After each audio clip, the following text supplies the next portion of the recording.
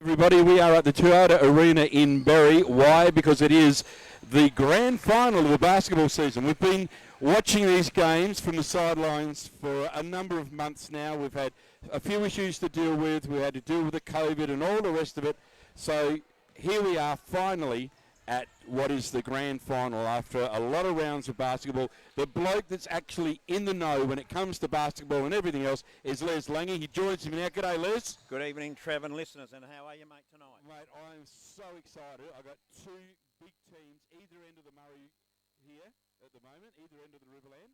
We've got, in the ladies' Division 1, we've got Berry and Waikerie in battle, and we've got some big names amongst them all.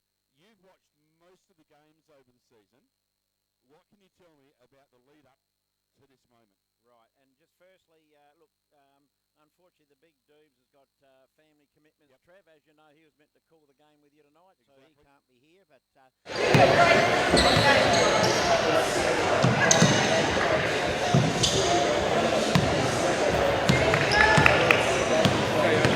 Oh, wow.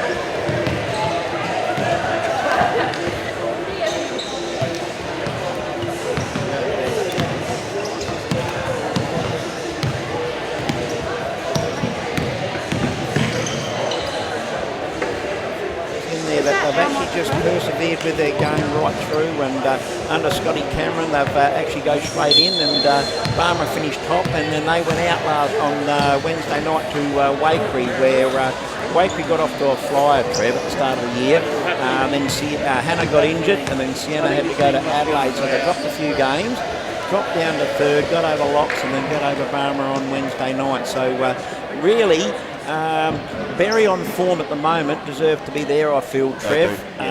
Waikerie now with Hannah back to me and fully fit, Sienna playing really well. You know, Alicia Curtis, she's a very good state junior as a youngster.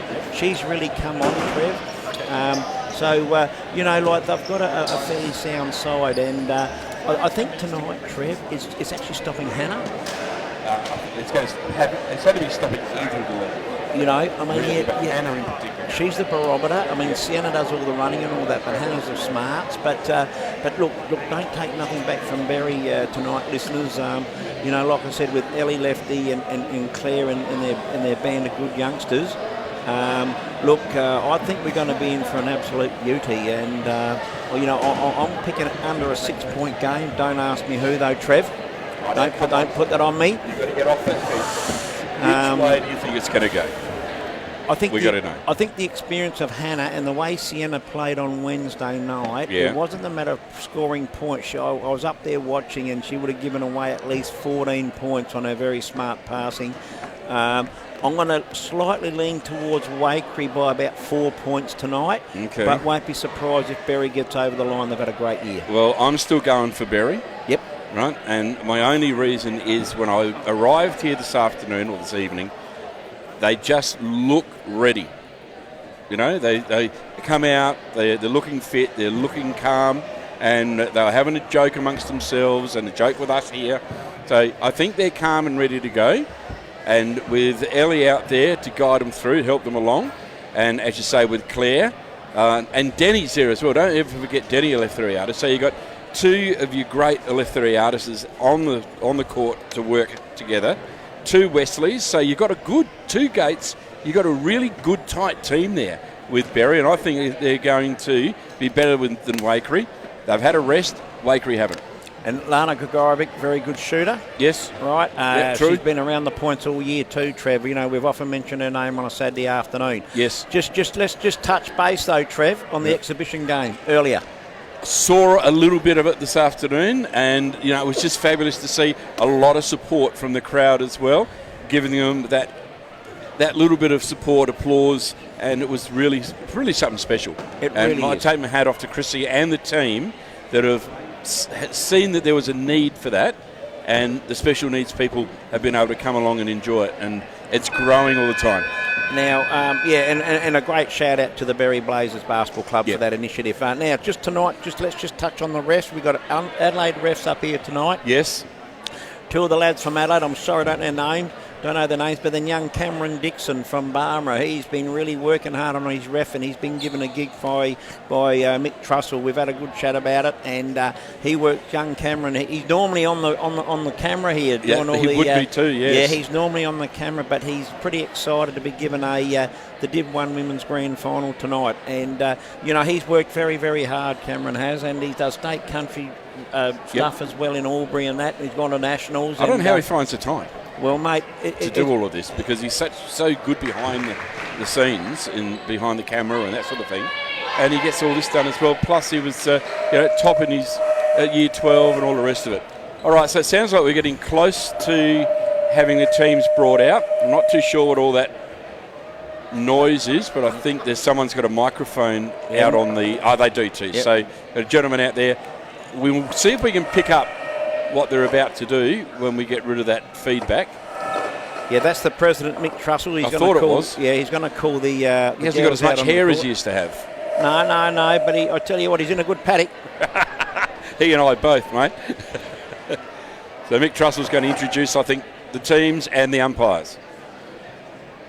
And it's full credit to Mick. At the start of the year, I said, "Gee, Mick, with COVID around, shouldn't we go ahead with it?" And he was all full on to go ahead with the competition this year. And we've got through pretty unscathed, really, Trev. So full credit to Mick Truss. Yep, no, he's done a great job, and they've put together a fantastic season.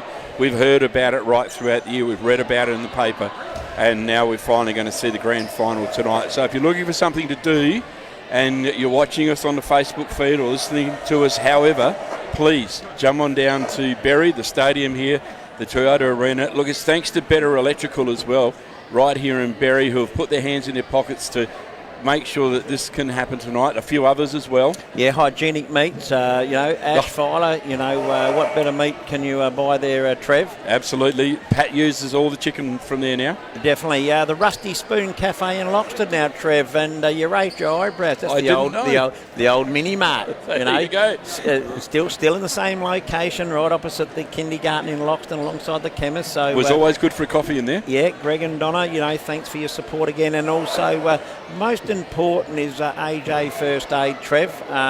Very, very important. If you haven't had your first aid certificate, it's very important nowadays. Numerous heart attacks happening around the world and also locally, Trevor. Yes. So Andrew Edwards and Jason Hughes, who's very, very heavily involved with basketball as well. And, to those four major sponsors for tonight, we do thank them so much, don't we, Trevor? Yeah, we certainly do. You can't do these sorts of shows without them. We wouldn't have the basketball without the sponsors and, of course, all the parents that make it happen. And the team here from they're saying GHS Media. That will have to do for tonight.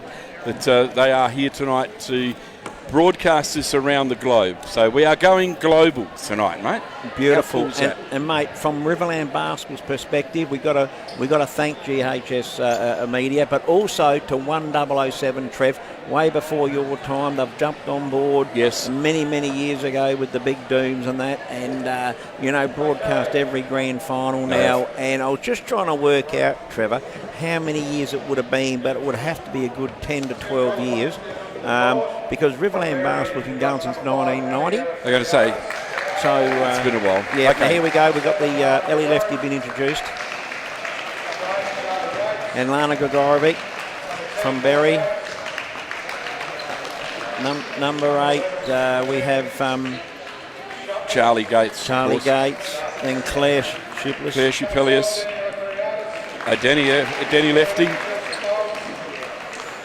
Chelsea Folds has been introduced. Amelia Morgan, Emily Wesley, and finally Abby Wesley. So that's your team for Berry. For Waikerie, it'll be Cody Turner, then Kalisha Barnett. Renee Hahn has been introduced, so too Sarah Campbell. We've got Felicia Fred, Hannah Lehman, Mika Liu, Sienna Lehman, and Alicia Curtis. Three umpires, we've got Jared Now, Kalisha Barnett, Trev, she actually played for Nord in the District League back in the day, so very, very handy player too. Very tidy. Okay, I didn't know that. And we got the national anthem, and that would be young Denny Eleftheriadis. Very, lot better singer than Ellie, mate. Ellie's good at calling the game, but for singing, I think we'll leave it with Denny. Should have a very proud dad listening to us, I should imagine. Everybody, please be standing for the national anthem. If you're watching us online, please be standing. Oops, that's a horrible fat shot.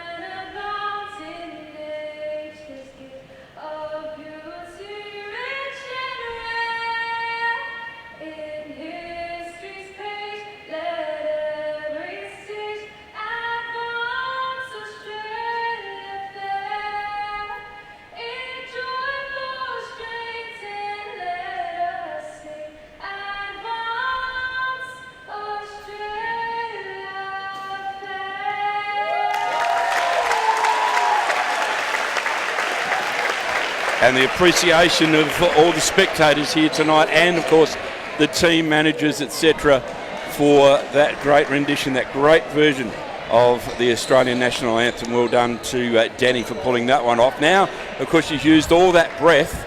She's got to go out and play a game of basketball for a grand final. Just remember, Trev, they're not our age. They're only youngsters, mate, and they can handle it. I know. They're young, fit, and they're all looking good. So they're coming out of the huddle now and coming out onto the court for the first quarter of the grand final. Now, starters for Berry, Trev? The starters for Berry, well, I think they're all, I haven't got them all, but I know Ellie's there. We've got Emily Wesley is there. Denny is there. Denny Eleftheriadis. No. Lana Gogorovic's taken the jump. The other Wesley and Claire. For Waikerie, Hannah Lehman, Mika Lou, Alicia Curtis, Kalisha Barnett, and Sienna Lehman. Yeah. So Waikerie in control at the moment, and the first to head into the diamond. Nice move there by the 14 of Sienna Lehman, which we would expect to see. And a toss and fail. It was the 7 of Kalisha Barnett having a go, and now bringing it back down is Ellie Eleftheriadis. She passes off to Claire Chupelius. Ellie gets it back, and then it is Lana Gregoric who has a go and misses. So we're still 0-0 here in the first quarter of the grand final at Berry. And we're back down in the Waikerie end to see if we can score. Currently in control is Hannah Lehman. She passes across the court and it comes back to her, and it will be Hannah Lehman who scores the first and picks up some shots as well. Yeah, she goes to the foul line. The foul on the young Wesley girl down the base, and again, it must box out. So Hannah's going through for a three-point play very early in the game, Trev. She misses the ball, but she gains her own rebound, Trev. Very quick and very slick, straight into the rebound, grabs it and passes it off quickly so she doesn't get into any trouble. But now the pressure is on, and there could be a throw in from the side. Yep. Okay, so turnover. That's a turnover to Waikerie, mate. That's a turnover from Waikerie to Berry, and Berry now in control. Good to see Ellie bringing it down slowly, passes it off, and now it's the 32 of Abby Wesley that passes it back through. Claire Chupelius passes it back out again, and there's another turnover, this time by the 14 of Sienna Lehman, which you would expect Sienna Lehman to be so quick. And she's looking trim and taut and terrific at the moment as well. In comes Hella, and there's another two-pointer, this time scored by Kalisha Barnett. Yeah, great shot outside there from Kalisha. Ellie left in control now, Trev. Pass the ball out. Great pick-off. That's her second steal for Sienna Lehman, Trev. And she did it very cleanly, and she takes it down court, but is caught up, and I think penalised for barging. No, it's a travel there, It was Trevor. travel, was it? Okay, I didn't see the hand signal. Great defensive pressure from your little left-sider and Ellie lefty, mate. Always great. So back in the hands of Berry again this time. Ellie's got it again. They using the court well, but desperate for a score. They'll be needing a score soon. It is a grand final after all, and another steal there by Claire Chupelius this time. Go back. Hannah looked at the wrong 11. That's okay, mate. And and then Sienna was fouled on the layup there by Ellie lefty, mate. And that's 3 bad turnovers by the Berry girls. It isn't good. You know, in the first 2.5 minutes of the game. I don't think Coach Cameron will be pretty happy about that, mate. They'll be sitting there trying to work out what to do, what to say to them at the quarter time break, and the first shot goes in. So Sienna Lehman seems to be dialed in for her shooting as well. I might have to make an alteration to my hints as Ellie brings them down. 8 to 0. 8 to 0. 8 to 0, the way of Waikerie at the moment. They came in the hard way. That was a foul on Mika Lou from Waikerie. Trev fouled on Ellie lefty, passing out wide, so it's a baseline play, mate. 7 minutes 30 in the game to go in the first quarter. And Wesley takes the throw in, and they go up quickly, unable to do so. Turn over to Berry. Ellie lefty for the 3. Ellie goes for the 3, couldn't quite get it, bounced off the ring, but recovered well and tried to take the rebound, but it wasn't to be. Berry ball baseline though, Trev.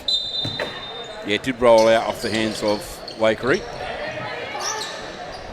So Berry still in control, desperate to try and score. Almost another turnover there. And that's Lana Gregoric putting her body and soul into that one and was unable to come out on top, but picks up the foul. Yeah, foul on Alicia Curtis. Just got her across the arm there, Trev. Yep. So first time to the foul line for Berry.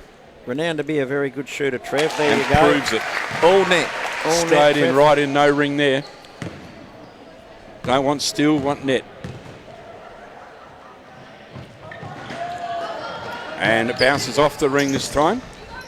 Rebound taken down by Hannah. Hannah. Yep. And now it looks to be Sienna Lehman that's in control, as it is. She passes off, moves in a little bit closer to the ring, and then passes out back to Mika, who puts on a good one, but a steal there. It was a massive reject from young Lana Gregorovic there, Trevor. Having we've had plenty of tries, but not quite able to get it through. Score is 1 to Berry, 7 to Waikerie, Trev. 6 minutes 38 to go in the first quarter, mate. So 1 to 7. We have a subs called here for Berry, Trev. Yeah, the 10 coming in, Bella Gates. Bella Gates coming in. For Claire. For Claire, yep. So Claire having a bit of a drink and a rest. Gates is in, the first of the Gates in, and a good steal there by the 14, Sienna Lehman again. Can't score. Regains control of the ball and then tries to pass it off to Hannah. And we get the rebound back again. Elief Riatis, the long throw down to the 7 of Lana Gregoric, and now they work the key. 3-point try, wasn't able to pull it off. Rebound taken by that 14 again of Sienna Lehman, but that's been turned over once again, and now the ball's out of play. Fouled out? Yeah, okay. Foul on Hannah Lehman, Trev. So Hannah Lehman's first foul, but it's a side throw. Couple more subs coming in, Trevor, for Berry. So it looks like Abby Wesley sitting down. We have Demi lefty. And Denny's back on the court. Yeah, and also Chelsea Folds, mate. Okay, good pick-up. It's all happening here at the moment, and a bad throw, a bad pass, and that could be expensive, and it is, as Sienna Lehman takes the ball straight through to the goals and scores, so another 2 points goes down to against her name. 9-1 Wakerie's favour, Trev. Yeah, they've got to work hard now, the Berry team. They've really got to get concentrating. Ellie's really starting to fire up, but unable to get hold of the ball that time, and it looks like a big layup by Hannah Lehman, but it wasn't to be, but she caught her own. No, Sienna. Sienna caught it and put it back in there. So Nicely done. Very good steal by Mika Lou on Ellie Lefty. Very hard to do that, Trev, that created that play. And look, 11-1, 5:21 to go in the first quarter, Trev. And time out to the Berry girls. And as we said earlier, Trev, I think a lot of turnovers from the Berry girls. A bit unsure. Maybe nerves? Well, maybe it is. They look so calm when they came in, but perhaps it is nerves. And maybe the girls at Waikerie are putting the pressure on, and they are quicker. Yeah. So perhaps they're really game ready, more so than I thought. So yeah, I might have to change my mind now. No, you can't do that, Trev. You can't be jumping. You can't be jumping. All right. So Better Electrical, of course, right here in Berry. They are your people for all your electrical appliances and furniture these days. So pop in and see Sean and all the team there. They'll look after you, help you with your payments, the whole lot.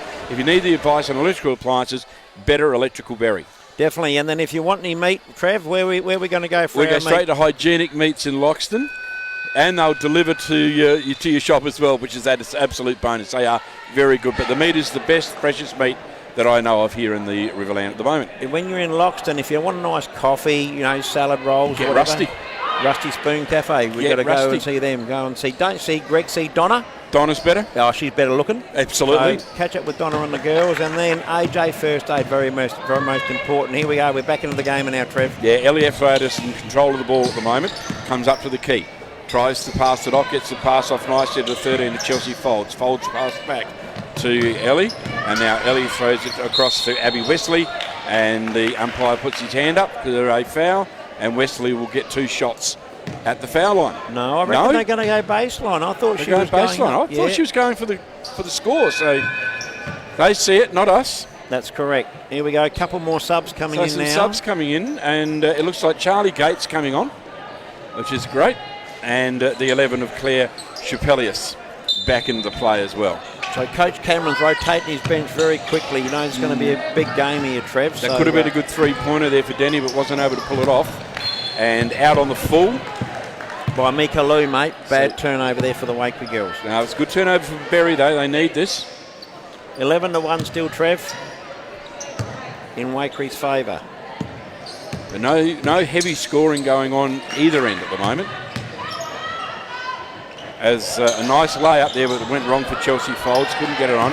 And turns over once again. This time it's Kalisha Barnett that takes the ball. She takes it all the way, goes for the layup and gets folded down. And I've noticed, Trev, while we're sitting here, mate, that Hannah Lehman's been given a spell for Talisha Frid. Didn't see that. Yes. Yeah, so Coach Dan Luders, Coach of the Year last year. I saw that. Premiership win. So, and it was a great game too. Yeah. So Kalisha Barnett's to the line, Trev. First shot. Goes in, takes a little bit of a ring and backboard with her. Second shot. We're 12-1 so far. And we'll go to 13-1 all the way of Waikerie at the moment. So they will be pretty happy young ladies out there as Berry takes control of the ball once again. Fiercely trying to get in underneath the basket, but unable to do so. Denny Leftheriadis in control of the ball now. She passes off to Ellie.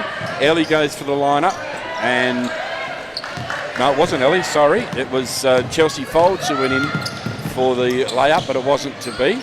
And now Waikerie back in control after getting the rebound, and a nice safe throw for 2 points from Talisha Frid. So another 2 points on the board gives us 15. 15-1 the way of Waikerie, with only 4 minutes left on the play in the quarter. And we had 14 seconds on the shot. We have a sub for Waikerie with Alicia Curtis coming off. And looks like Cody Turner coming on. Correct. Chelsea Folds pass the ball into Denny Lefty, Trev.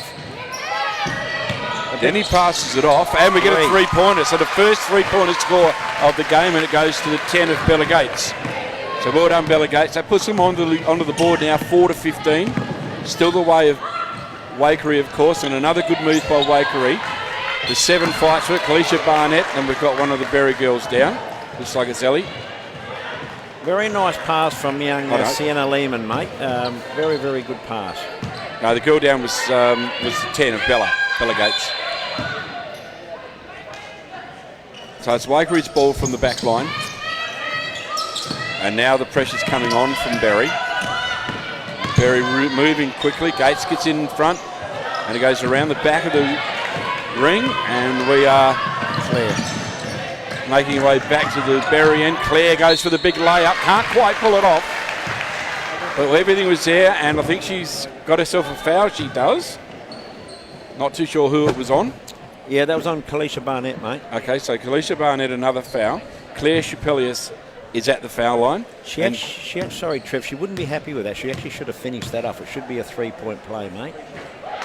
But it's one, so first one's in, 5. 5-16 at the moment, the way of Waikerie. If you just joined us, you're missing a very exciting game. Good 2 points in, so that's it, 6-15. They've just got a bit of work to do now, has Berry, and they've got 3 minutes and 19 seconds to do it in. Waikerie back in control. Here comes Mika. Mika in control. She passes off to the centre. Great pass by number 1 there, Trev. Very, very good pass. Yeah, Cody Turner, a great pass there. It was Cody Turner. To Sienna Lehman. So Sienna Lehman's just done a steal on the baseline out to Kalisha Barnett. Back to Sienna. Trev. Long pass down to Fred. Here we go, and that's another great pass to Turner, and she's finished off again, Trev. Great ball movement, mate. Berry back in the play, Trev. Yeah, they are back into the play, but they really need to score here. We've only got 2.5 minutes left in this first quarter. It is the grand final. They're going to need to concentrate, work hard. Big throw, and it's gone out, so the ball will go to Waikerie, but the ball will go to Waikerie. There's more changes to be had. Looks like a timeout. No, we've got a sub here with 4 on and 4 off for Berry. So that's a big move, isn't it? Yep, and then Hannah Lehman comes in as well to give Mika Lou a spell. So well, Mika's been pretty busy out there. She has. So Sienna's bringing the ball down now for Waikerie, Trev. So we'll see her pass off to Hannah. Hannah passes back. She goes for the big drive in. Hannah takes the ball cleanly and puts it straight up for a 2-point score. That puts them to 21-6, the way of Waikerie still. For Better Electrical, we're here at the Toyota Arena in Berry. Berry go for a big move, couldn't do it. Hannah Lehman comes out with the ball. She passes it off, gets it wrong, and it now goes into the hands of Lana Gregoric, who passes out as well. Oh, and there's a big hit there. And it's going to go to... Fouls on Kalisha Barnett. Fouls on Kalisha Barnett. Now, she'll be on at least 2, maybe 3. It'd be very interesting to see how many she's on, Trev. If she's on 3, you'd get her. No, first one.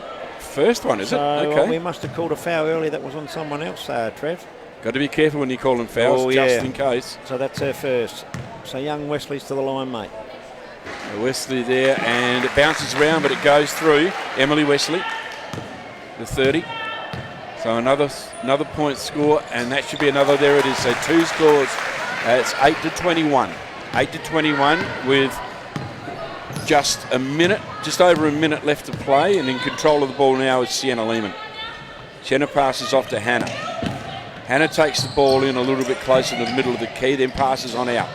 Hannah has the ball again, and then it's the 7 of Kalisha Barnett that goes for the big throw and picks up another 2 points. 23-8 now. Elia Leftheriadis in control. She brings it straight in. She wants to go all the way and had it go. And she's down, perhaps poked in the eye. But I think she's drawn the foul. Yeah, foul on Barnett this time again. That's her second foul. So Ellie's going to the stripe. Now she needs to hit these 2 down, mate, to make it 10-23. So they really need these. They sure do, Trev. 1 minute 30 left in the game. She's in and out. The first one, it was there. Just needed a little bit of encouragement from the crowd, and it would have gone in. Ball up, goes in clean, all basket, so we're 9-23. Still a fair gap here as we come to the closing stages of the first quarter of the Riverland Basketball Association's grand final. Waikerie in control.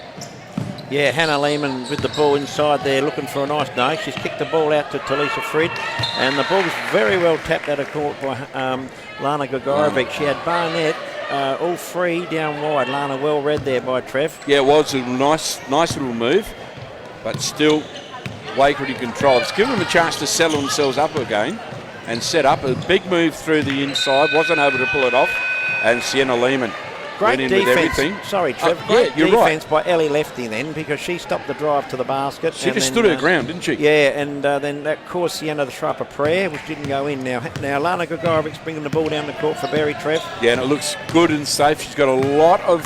You're not getting a lot of help down there. That's half the problem. And it's all dark blue. Or black and red, and it's Hannah Lehman. Sienna Lehman, sorry, that brings it down. No, that was No, Hannah. it was Hannah. I was right. Yep. It was Hannah Lehman that brought it down. Passed it off, and it was thrown out of the court. So now Elia Theodardis looks in control. This is better. They're starting to form up their zones again. And it's Claire who has a go, and she pulls it off. Now, I'm not sure if that was a three-pointer. I reckon it was. That's a three-pointer. Yep, mate. It's 12 now. So 12 to 23. Still the way of Waikerie. Hannah Lehman in control. She passes off to Kalisha Barnett. Barnett passes back to the 14 of Sienna. And now a big three-pointer try, but it didn't come off. Plenty of red down there too. So back in control of the ball is Berry. She has a big drive in, passes back out, and a nice throw, three-pointer by Elia Leftheriadis. Well done to the 5. So the game starts to heat up with 1 or 2 seconds left. Oh, and a big throw in there. By Turner. Yeah. By Cody Turner. A big throw almost from the sideline. On the buzzer. As the bell went, it was a three-pointer from the sideline. 26 to 15. 26 to 15. The way of Waikerie. Yeah, great. At the end of that first quarter. Yes, and a quick touch on our sponsors again with Hygienic Meats from Loxton as well, Trev, and AJ First Aid. Again, like we say, it's very important to know your first aid.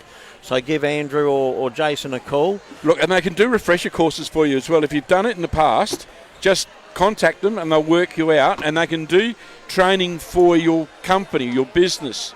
Your shop, whatever, your group of workers, make sure that everybody knows what they're doing in an emergency. It's a great plan. Most important, mate. And Very Better Electrical, we've got to thank Sean and the crew down there for their service as well. But I've got to admit, I buy most of my electrical gear from there. And people say, how come you buy it locally? I say, well, number one, I'm supporting the local bloke. Yes. But number two, if something's not right, I just go and walk in and talk to Sean. That's fixed. And he'll sort it out for me. Thankfully, I've never had to go back there with a problem, but that's why I do it. Definitely. And it's the same with the meat and everything else around. Buy it local. Get everything local. My oath. And also the Rusty Spoon Cafe. You know, Greg and Donna. Greg's been involved with basketball all his life. So, hey, support our sponsors out there, everyone. The other one that supports us. Just with both teams at the moment, Trev, I find Berry are rushing their offence. They're not playing good offence at the moment. Waikerie are playing a lot better offence at the moment. What I'm noticing with Berry is they're not getting themselves into a zone. They're not getting themselves where they need to be to receive the ball, and they're relying on just a couple of people to bring it down. So we're back into play again, second quarter of the grand final. Elliot Theodardis in control, goes for the big layup, couldn't pull it off. So Waikerie back in control. This time it is that 14 of Sienna. I'll remember her name one day. Sienna does a great job of getting it back. Mika back on the court as well. Barnett to Mika. Mika looking for somebody to throw to. Gets it to Hannah Lehman. Yep. And then an attempt there by Alicia Curtis, but unable to pull it off because it's been recalled to the baseline. Or have we got a throw? No, we've got a throw. No score at the moment, Trev, with 9:24 on the clock. Sue Sames 26 to Waikerie, 15 to Berry. Beautiful pass into Barnett from young Sienna Lehman again, and she's kicked the ball out wide to Mika Lou. Mika Lou into Hannah Lehman on the high post. Back to Sienna Lehman, high on the key to Kalisha Barnett. She's just driving around there, setting up Sienna Lehman for a three. Ball completely misses. Great rebound by Wesley out to Ellie Lefty. And only just in time for the shot clock as well. So now we've got Lefty in control of the ball. Goes for the big three-pointer. Couldn't quite pull it off. But goes in and takes her own rebound. Great athleticism from that young lady, as always. And putting it up for another try was the 30 of Emily Westley. But that came off and the rebound was taken by the 11 of Hannah Lehman. At the Sienna Lehman, Sienna passes it off to Micah. Micah passes it off to Kalisha. and then Micah tries to put it up, but there's already been something found. No, I think what happened, she might have stepped out of court there, Trev. So the ball was carried out of court. Yep. Fair enough. Lana Gregorovic to bring the ball in. Yeah, you can see the ball movement of Wakery though, mate. They're moving the ball around more, creating easier shots. And Denny Lefty's just come on the court now, mate, for Chelsea Folds. No, for Wesley. Wesley's off. She's going to have a break. She looks in a bit of trouble there, Yeah, whether it's her breathing or something, Trev. So now looking at her knee, so... All right, so I'll keep an eye on it, Trev. You call the game, I'll keep an eye on it for you, mate. All right, I don't know what I'm doing. So we do have Emily Wesley in control of the ball. She passes off to Denny. Denny goes hard and fast, can't quite get in there. Yeah, I think she might have copped a corky just above the knee. She might have copped a bit of a corky there, mate. And she's got the best hands in the business looking after her, and Chrissy left the Riatis at the moment. So, so we got a side ball to Wakery with Mika Lou about to pass the ball into Sienna Lehman, and as Sienna brings the ball down the court, Wakery looked very settled there. Ball out to Kalisha Barnett, big 3-point shot, and then she's gone in for her own rebound. The ball's bounced off to Chelsea Folds. She's going to pass the ball off to Bella Gates, I feel, down to the wing. No, she won't. She's just going to control the ball from the top, steady it up, out to Danny Lefty, Trev. Yeah, Lefty's got control of the ball now, and they've set themselves up for a good chance to get through here, but there's a wall of Wakery to try and hold them out, and she's just missed it again, is Denny. So now Mika in control of the ball, takes it back, tries to go all the way. Mika looking for someone, says slow down, hold up, get yourself set, passes it off to Sienna. Sienna comes into the centre, passes it out, and the three-pointer attempt has gone missing once again, and Berry get the rebound and take control of the ball.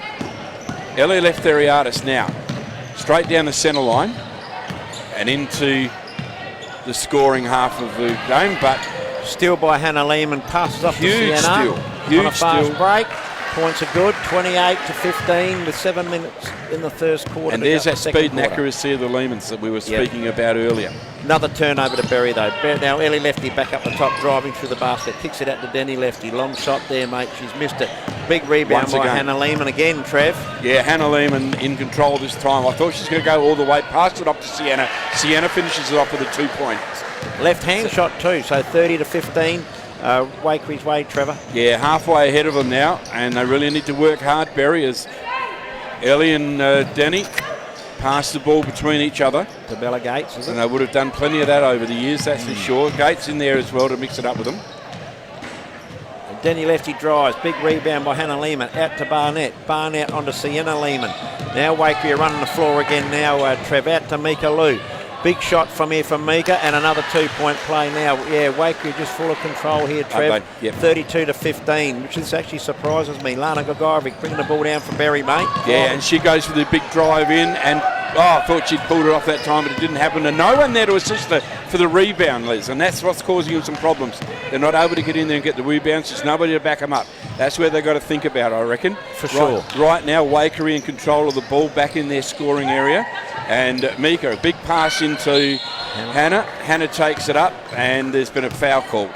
I think it's a baseline play. I think the foul was made before the shot, Trev. We'll just see what... Yes, it's a baseline play, mate. And, okay. We're just saying here we got a couple of subs coming in now, Trev, for Wakery, with Alicia Curtis and Kalisha Barnett coming off.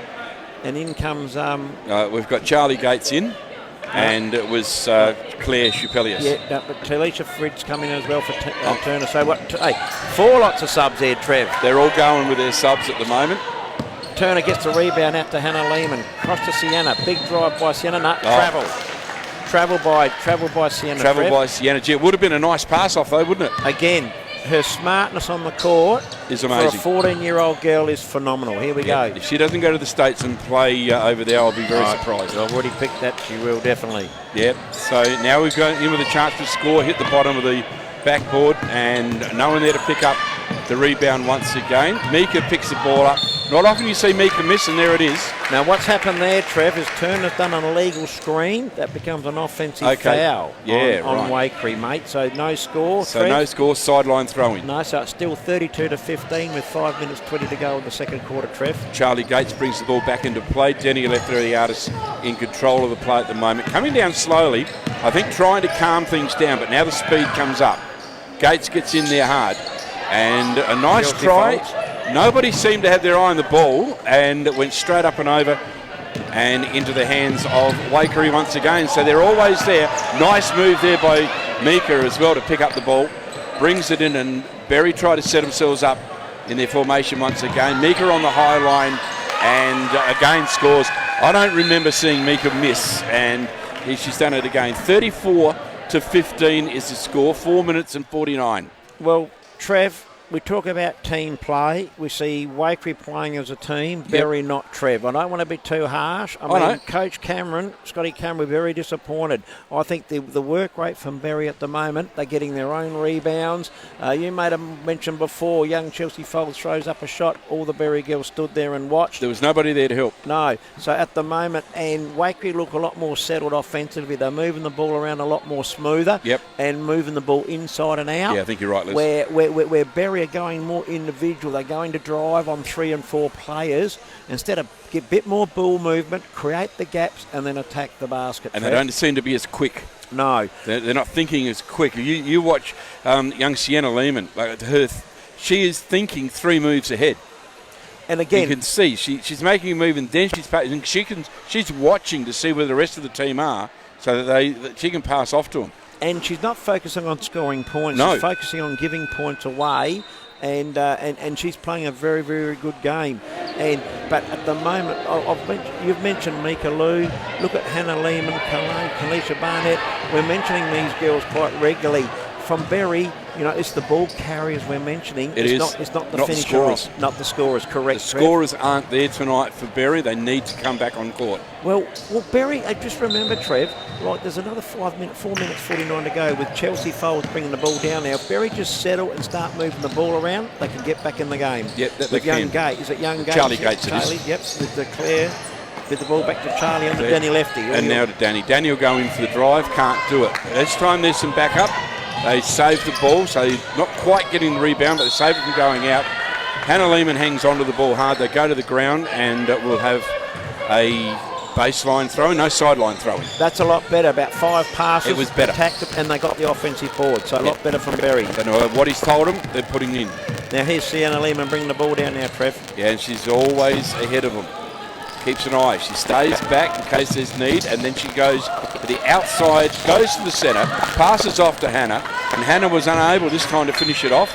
Ball goes out of bounds, and it will be a Berry ball. And again, who was after the ball? Wakery. Wakery were on their way. Berry must lift up their work rate. In comes the younger Wesleys come in now for Belly Gates, mate. Okay. And now, of course, bringing it in is Charlie. Charlie Gates brings it in slowly this time. Passes it off to Claire. Claire goes for 3-pointer and pulls it off. So a good 3-point throw. That'll give us 18-34. 34, of course, Wakery control of the ball. Sienna Lehman brings it down, passes off to Mika. Mika slowly makes a decision where she's going to go. Goes further down. Oh, Sienna is attacked. Has the ball in hand, and there could be... Yeah, foul on Chelsea Folds, mate. Foul on Folds, okay. She just got there a fraction late. I guess so. Which is good. You don't mind, Trev, you don't mind that as a coach, right? She anticipated she was just about 2 seconds too late. Half a second slow. slow. Exactly. Yeah. So as a coach, you don't mind that, mate, right? I'd rather that than let them just get the easy pass and off. then not do anything, yes, of course. But at this time of the game, is it a little too risky to be picking up fouls? Well, I've just seen from the last time out, that was a time out to Wakery. Now, I've just seen from the last time out, the Berry girls have lifted their little intensities, just lifted a smidge, and we could just see they were passing the ball offensive. They've got a couple of offensive boards. That attack from Chelsea, right? I'd rather that again, like I said, she anticipated the pass and she was just a split second late. So, and it was only a split. If they lift their work rate by 15-20%, right, or it's a 16-point game. Remember, Trev, 16 points is 8 shots. That's right. Right? Yep. So they can just peg back 4 shots a quarter, come into the last quarter, mate, she's game on. Yeah, well, she's going to be game on. So, we're pretty close and tight. Umpires making their way back out. Yep. 3 minutes 44 to go in the second quarter, Trev. 18 to Berry, 34 to Wakery, who are playing a lot more superior. Only thing against Berry, Trev, is they're on 14 fouls. Wakery have only got the 1. So every foul from here on in now, Trev, Wakery girls will go to the stripe. So Yes. the Berry girls are just going to have to work a bit harder together in defence. They're going to have to work very hard, aren't they, in that defence? And we're going back to the continuation of this second half, thanks to Better Electrical, second quarter. Rusty Spoon, AJ First Aid and Hygienic Meats all over there in Loxton Town, except for Better Electrical. And Beautiful Sienna. shot from Sienna Lehman, mate. Yeah. Another 2-point shot. Just looked up, and Sienna was in control, and she's got her eye back in as Charlie Gates brings the ball back into play. Brings it all the way through this time. Passes back out to Claire Chupelius. She passes across to Emily Wesley. Wesley passes back to Claire. Claire tries to find her way in. Had nowhere to pass it off to. And Still by Sienna again. And stolen by Sienna, exactly. Sienna pulls up the play, passes on back, Out to Fred. and Kobe Turner in control of the ball now. Hannah Lehman. Sienna passes it off, and it Magnificent goes passing. in from the hands of, I think it was Talisha Fred. Talisha, yeah. So well done, Talisha Fred. Yeah, great ball movement again from the Wakery girls out, Trev. Here comes Danny Lefty. She's received the ball at the top of the key. Chelsea Watkey sealed off beautifully inside the young Gates. Gates, a big pass out to Wesley. Wesley, yeah, she's she's the ball just just missed the spilled bounce. out. Bad luck. But again, better ball movement, Trev. Right? Yeah. Better ball movement. This looks more positive. We have a couple of subs coming in with the sharpshooter of Lana Gregorovic comes in for Chelsea Watkey and Ellie Lefty for young Gates. Yep. Yeah, so Gates goes off, has a little bit of a rest, and we are back into play right now with 2 minutes and 26 left up on the clock. Nice So Hannah moves there. Lehman. So Hannah in control, passes it back to Sienna. Sienna goes for the drive in, passes it back out, and a nice clean shot there for Fred. Well done indeed. Three-pointer, mate. That was a 3-quarter, 41-18 with 2 minutes to go into the second quarter, Trev. So Berry in trouble here now. They need to score before the half time, and they do exactly that. Lana Gregorovic, mate, great baseline drive. Now onto Sienna Lehman from Hannah. Now Sienna just bringing the ball down now up at the top of the key. She's just bringing it around to the 45. She's just setting up to Mum Hannah. No, she's spilt the ball over. Great steal by Ellie Lefty. Out to Lana Gregorovic. Here comes a layup here, Trevor. She's missed it. She's missed it. No one there to back her up. And a foul on Wesley, mate. Definitely a foul in that situation. Back here, that was the first time I saw Hannah not ready for Sienna's throw. Yes, well, That does happen. She's getting on in age. Oh, I didn't want to say that. Oh, you are a brave Jesus, man. she'll give me a You hide. really are a brave Actually, man. yeah, there we go. Coach Luders has just given Hannah a spell and bringing Alicia Curtis back in. And probably not a bad idea. No. So remember now, every foul from Berry, the Wakewood girls will go to the stripe, Trev, for 2 shots. Oh, that's right, they will too. Yep. So Fred's on the first shot. And she's got it. And she just got it. So an expensive first half foul-wise, really. It is. This is the last place you want to be in this situation. She scores 2 points. So 2 points count from the foul line. 43 Wakewood to 20 to Berry. Elliot Eftheriadis in control of the ball right now. She's working with her mate Claire Chupelius. And Claire's gone to the baseline. Ball currently in control of Emily Wesley. Wesley tries. Big reject by Sienna Lehman. She's just everywhere, Trev. Isn't she? Everywhere you look, there's Sienna. So Wesley's going to pass the ball in now. Looks like Berry's going to want a little play here out to Ellie Lefty. Lefty's just going to Ellie's got nowhere to go. Nice easy shot. That's a good shot selection. They dropped off it with Esley. Great offensive rebound. Giving it out to the big sister. And then Sienna Lehman with a rebound. Here we go. Now Solid off they hands. run. Off they run, Trev. Here we go. So they're set up back here now at the scoring end for Wakery. Wakery turned the ball over. Ellie Eftheriadis brings it out. And finally, the layup works the 7 of Lana Gregoric. Yeah, great offensive rebound, and then off they went, mate. And Sienna Lehman's bringing the ball down now for Wakery, Trev. So we're not in a bad position now. Wakery in control of the ball, waiting. We're 11 seconds on the shot clock. Cody Turner puts the ball down, bounces it out. Sienna Lehman in control of the ball, but blocked well. Good defence there. Great defence. Berry, and Berry come out with the ball. Elia Eftheriadis will bring it down and has to deal with Sienna once again. In comes Claire. She goes for the big layup, can't quite do it. Passes it off. No backup there, no pressure coming from any of the teammates, and it seems Wakery back in control. Sienna Lehman with 12 seconds to go in the quarter, Trev, before half-time. We're down to 8. We're down to 7, Trev. And here we go, 5. Someone going to have a three-point shot. Yep, Sienna does. Comes off the back of the ring into the hands of Abby Wesley, and the siren goes. 22-43. 22-43 for the end of the second quarter. At half-time, Trev, yes. And again, the composure of Waikerie is looking very, very good. You know, I think Coach Cameron just remind the girls about playing more aggressive at the ball, yes, and also defensively, Trev. I just feel as though they're just letting Waikerie do what they want. So to me, I reckon I'd roll the dice and go to a man-to-man. Would you go to that now? Yes, or wait you would. For later? Look, you would, mate, because you're down by 21 points. It's 22-43. Yep. You're down by 21 points. You've got nothing to lose. So they've got enough on the bench to do that too, because it takes a lot out of your man-to-man, doesn't it? Well, if you're going to lose by Physically. 30, you might as well lose by 50. Yeah, good point. Right? Good point. So you've got to roll the dice. At the moment, what Berry are doing at the moment isn't working. Yep. Waikerie in full control through Sienna and Hannah. But yep, look, I mean, I've been very happy with Mika Lou. Like you said, Mika's been very good. Kalisha Barnett. Now, Talisha Frid come into the game there. And wasn't she fabulous to watch? Exactly, young Turner. So I think what Berry needs to do is to go to a man-to-man and just test them.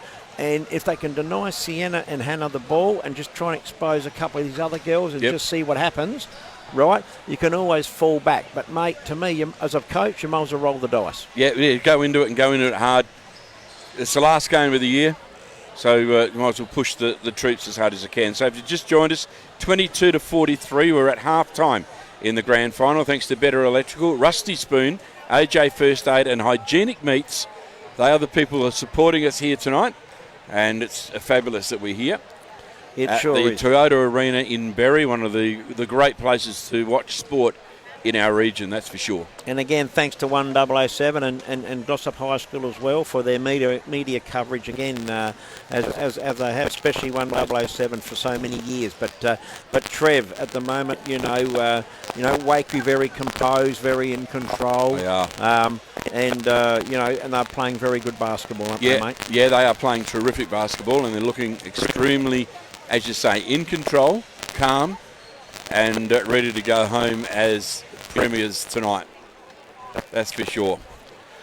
So it's just interesting to see what Daniel Luders from the Waikerie coach gets the girls to do at the start of this quarter, whether they change their defence a little bit to try to throw Berry off. It's going to be very interesting to see what both coaches apply with the girls. We've only got 20 seconds to find out, Trev, and we'll be back on with Waikerie 43 at half-time, leading Berry 22. And good to see a good group of people coming in tonight to watch these two grand finals as well. Food's going down a treat also by the look of it, but it's certainly fabulous to see that the stands are fairly full, and we've got some good competition for them to enjoy. Of course, straight after this, the men's grand final will be played.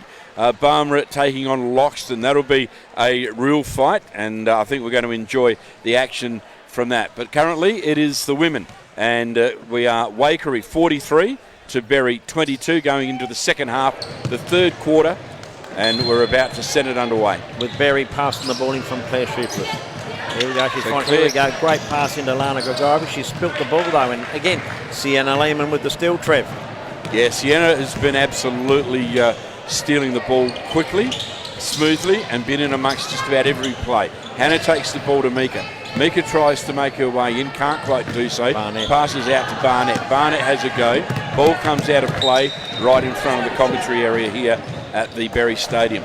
It's a bit too high for Sienna. If that was Hannah Lehman, she might have caught that. Yep. Hannah being another 4 inches taller, but anyway, Lana Gregorovic's passed the ball into Ellie Lefty, and there's something. The clock.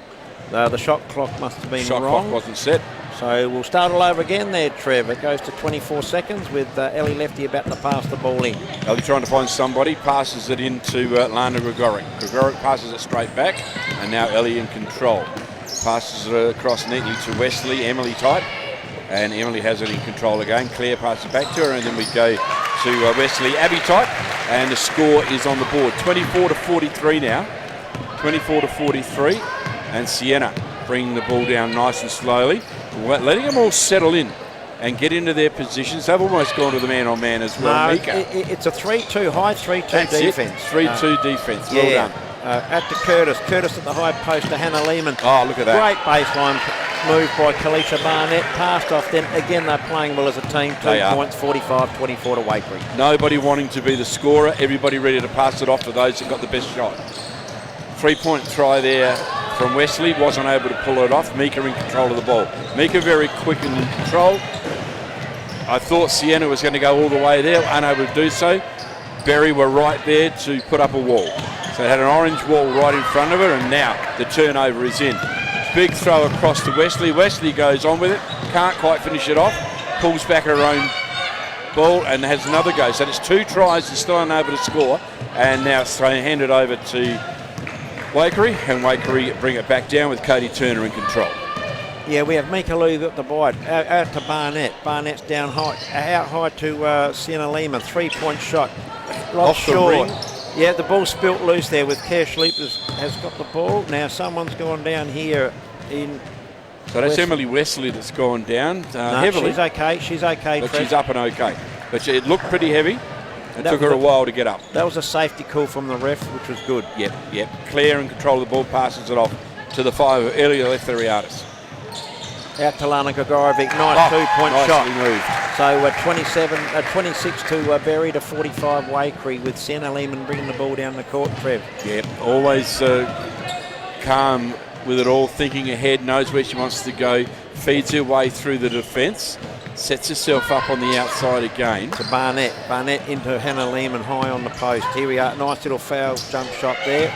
Off the hands of Berry for out of bounds to Wakery. A bit unlucky from young Wesley, just spilled off her hands, Trev. Yeah, it did, and of course Sienna was there as well. If there was anything you saw Hannah look through, she also was there, tried the shot. I think in reality she was going to try and pass it to Sienna, but it didn't happen that way. So currently waiting for some changes, and we're right, Sienna Lehman to bring the ball in. She's looking for somebody, throws it off to Hannah. Mika in control of the ball now. Mika throws it back to Kalisha Barnett. Kalisha Barnett goes for a pass on the inside, and Berry come out with it. Great steal by Wesley. Yeah, Claire. Claire now in control. Wesley picks it up once again. Came off of Gregoric. Claire back in there again. Goes to the layup, can't pull it off. Wesley's in there. She gets mixed up with it. Somebody's been tapped on the head. And looks like we're going to see a baseline throw. Yeah, it's a foul off the ball, mate. Okay. So it wasn't in the act of shooting. So, yeah, baseline from Berry out to Ellie Lefty from Wesley. Ellie's just going to go and drive to the basket. Kick it back to Lana Gregorovic. Gregorovic drive to basket. Big drive. Can you see what I'm saying about? All they want to do is drive instead of set the play up, mate. And, yeah, they're not setting up somebody to pass to, are they? No, Sienna down to Hannah Lehman. Hannah Lehman just got to kick it back out to Sienna. And Sienna again in control. And you can see the way Wakery set themselves up. They know they've got to work their way around and be in front of the Berry players. Sienna goes for the big drive inside. Mika's in there. Ball goes out of play. And it will be a Wakery ball. Just hands off. Ball. Yeah, hands just off the Berry hands. defender there, mate. Yep. Okay. I wasn't sure whose hand had it last. Yep. So Sienna passes it in. Alicia Curtis. Curtis goes high, unable to pull it off. Shot clock.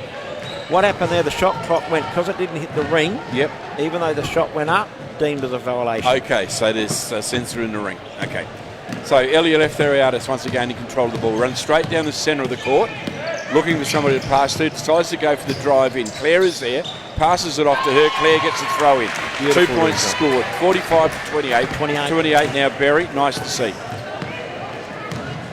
And we have Sienna Lehman just bringing the ball down, kicking it out to Kalisha Barnett. Back to Sienna Lehman.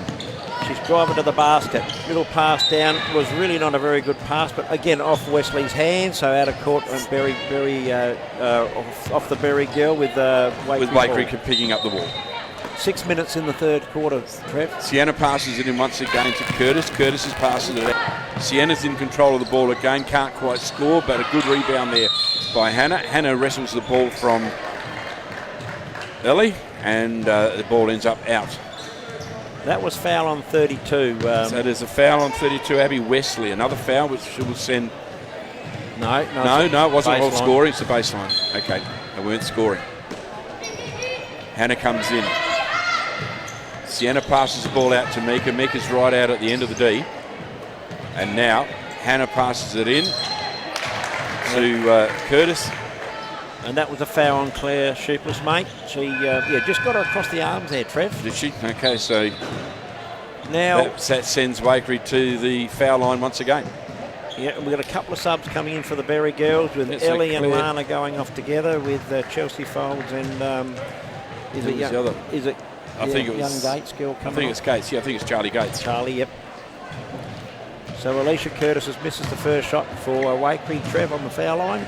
Most important at these foul shots, Trev. 1 to go, and we have 45-28. We're in the third quarter of the grand final.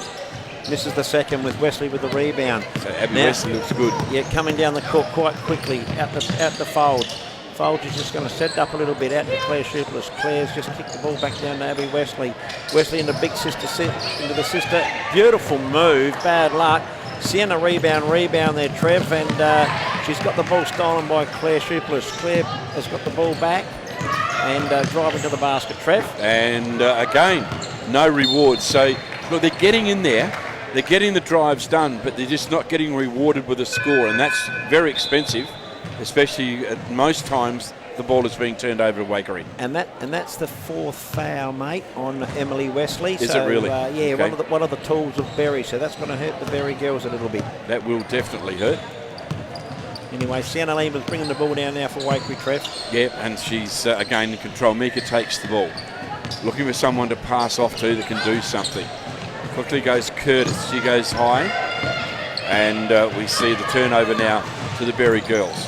Claire bringing the ball down, tries to pass off, tries to bounce pass. The ball is stolen. Trying to bounce pass through to Wakery players didn't work. Mika in control, and Berry back in control because Curtis was unable to take it. And now Wakery has picked it up again. Another turnover. Big shot by Fred. Yes, Hannah Lehman takes it. Sienna Lehman takes it, and the 25 of Curtis unable to finish it. Another great pass by Sienna Lehman, mate. Yep. You know, I know I talk about it a lot, but, you know, for a young player, where a lot of youngsters will try to go all the way, her feeding of the ball to her bigs is instrumental, Trev. And she's selfless. Very selfless. Doesn't care if she gets the numbers alongside her name. First shot by Curtis is good, 46-28 at the moment, Trev. Wakery in front. Wakery absolutely in control here. Second shot missed, Wakery get the rebound. Mika in control, passes out to Sienna. Sienna looks for somewhere to go. Goes wide to Fred. Great steal by Chelsea Folds, mate. And Folds there to take it. And a bit of fumbling around there. And a nice big attempt, but again, hasn't been able to come off for Claire Sefelius. Looks like we got a sub with Denny Lefty coming in, Trev, and she's about to give Claire a spell. Yeah, Claire might be needing a bit of a spell. She's looking a bit tired. Starting to see a little bit of tiredness coming into the Berry team. So three of the most experienced players from Berry with Lana Gregorovic, Ellie Lefty and Claire sitting on the bench. So I don't know, so Coach Cameron's just going to go with a bit more youth and just see what happens here, mate. With Sienna Lehman driving the ball to Mika Oh, Lou. look at this. And Mika Lou's driven in there and drawn a foul. So it's just a baseline play on young Gates. Well, from this angle, it looks like Gates was really trying to hold him, and I think that's what she's been pinged for. So, again, Berry in foul trouble again. So it goes on the defence again, Trevor. Yep. You know, Berry just going all in hand. So two shots to the foul line from Mika Lou from Wakery. It's not often Mika misses, I tell you. No, there it is. There There's you the go, first one in. You've called it, 47. 47-28. One more shot here for Mika. 3 bounces, 4 bounces, 5 bounces. Takes aim, straight in. No miss. Yes, Trev, you've called it. So there we go. And, Don't tell me that short people can't play. No, that's right. With Charlie having a big dive out there, and Wesley gets in and gets the job done. So Abby Wesley scores for Berry, and Berry desperately needing more of that sort of play. Sienna comes through, walks into a wall. Abby Wesley again, mate. So Abby's on charge now, and another score, no. Rolled off the top of the ring. Ball goes out of bounds, and it will be taken in by Wakerine. Berry they're starting a full court press now, Berry. And so see what happens here now, mate, with Sienna Lima getting guarded by Chelsea Folds. Back to Mika Luke. Chelsea still working hard out there, Trev. Mika kicked the ball out wide to Sienna. And passes the ball off nicely, and an even throw there from the 7 of Kalisha Barnett. So that was fed to Kalisha, again by Sienna. Yep, 50 to Wakey, 30 to Berry. Big drive there by number 10 and the other young Gates, isn't it, number 10? 10, Bella Gates, yeah. Yeah, that's Bella. Great drive to the basket by Bella, and she's drawn the foul with 2 foul shots. And I still can't believe that Coach Cameron hasn't gone to a man-to-man, Trev. You know, you've got to try something different, I think. Well, somebody's called a timeout once again.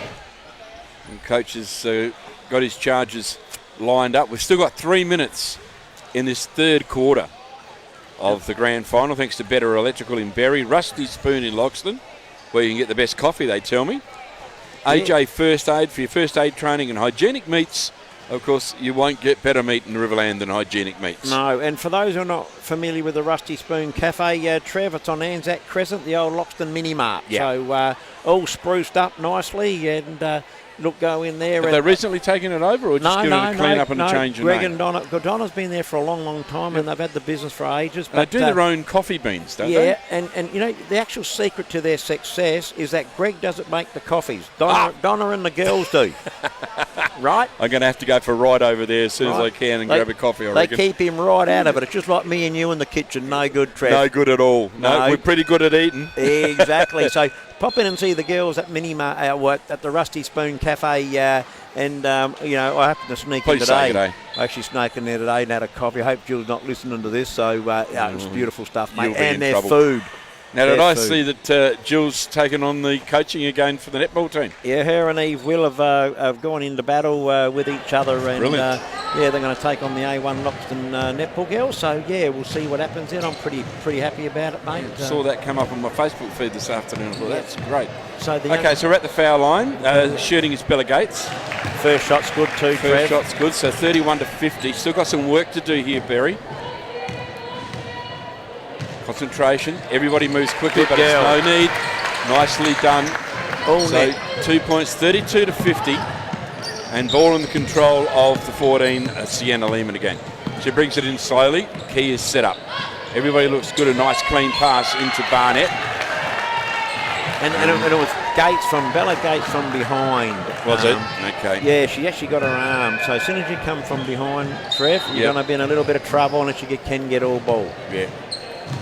No, you've got to be very careful there. We have a couple of subs coming in now, Trev. So Ellie coming back on. And Lana and Claire. We've got 3 coming in, mate. So we've got Chelsea 3 Folks. big names coming back in. With Kalisha Barnett to the foul line. First shot is good again, Trev. Nice. Their foul shooting's been very good tonight, Trevor. They've hardly missed, haven't they? Barnett are about to take his second shot of the foul. Missed that, though. And rebound taken by Berry. Elia Leftheriadis in control of the ball now. Drives straight through the middle, goes straight to the basket and gets the layup done. 2 points count to Elia Leftheriadis. Mika in control of the ball. They're back over the half line, trying to work their way towards the diamond. Can they get in there? Did I call it a diamond? I did too. That's all right, mate. It doesn't matter. Too many sports in my head at the moment. And a bad turnover by Barnett from Wakery. And, so and an unusual turnover by Wakery as well. So Berry've got a chance to get another 2 points here, mate. So you just got to slowly peg them back. It's 34 Berry, 51 Wakery. Ellie throws into Gregoric. Gregoric passes it back. Ellie goes in for the layup once again, gets the block. Big three-pointer throw there from the 12, unable to pull it off. And guess who comes out with it? Sienna Lehman. Lady Smooth. Oh, she dumbles over her own foot. Almost lost the ball, was good enough to pick it up quickly. Sienna in control once again, passes it off. Mika picks it up after a touch from one of our girls. Gets the pressure back on, side ball. Sienna has nowhere to go with it. No one's in the D at the moment. And the shot clock's gone. And so he comes straight back to the Berry end. Nice pass. Can she pull it off? No. So Lana Grigorovic had the shot, missed the shot, and missed the shot. Missed it twice. Yeah, Mika Lou down to Turner. Turner back, no, Talisha Fred back to Mika Lou. Over to Sienna Lehman, driving through the centre of the key. Beautiful 2-point play there by Sienna. Well done. Nice drive. Nice drive in. No one could stop her. Ellie in control once again. She comes through. They really have to get busy now, Berry. One quick bounce. Grigoric goes up. Can't quite pull it off. Elia Lefteriadis pulls up and pulls the ball down. And I think he's going to the foul. No. We have a couple of subs for Waikerie, and Hannah coming in with Alicia for Turner and Fred. And Alicia Curtis and Hannah Lehman coming into the game, mate. And a foul backline throw-in. Big try for a three-pointer. Wasn't able to pull that off. Comes in again. Couldn't quite get that, and Bella Gates. Stripped by Hannah Lehman, mate. Yeah, Hannah Lehman is always good, solid hands. Passes it off to the daughter, and a good 2 points are scored. Ellie comes back in with the ball, straight down the middle of the court,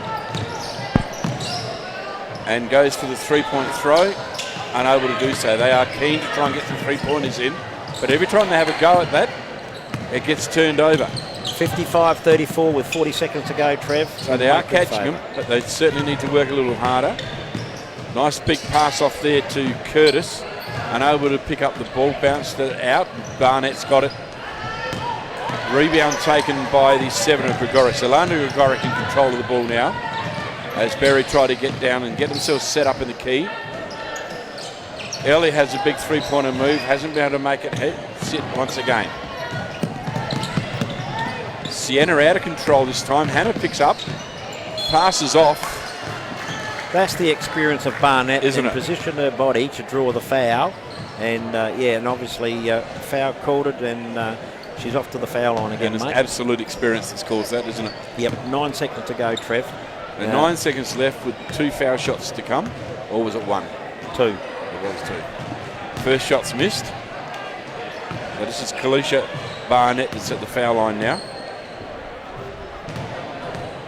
Last shot of the foul. And that's bounced out. Well, a big rebound by Curtis. Rebound by Curtis, and that goes in for another 2 points. So clean. Ellie now in control, 34-57. Ellie Lefteriadis goes down heavily, but she's up and okay. From the sideline, it's going to be the 10 of Bella Gates. 0.7 seconds to go, Trev, so it's catch and shoot virtually. So that's what has actually happened, and she's missed it completely, but now in for a very well-earned break. 37, Berry? No, 34-57. 34-57, sorry. So it's a 23-point game. They lost that quarter by about 6 points, Trev. They got back to about 17. Yep.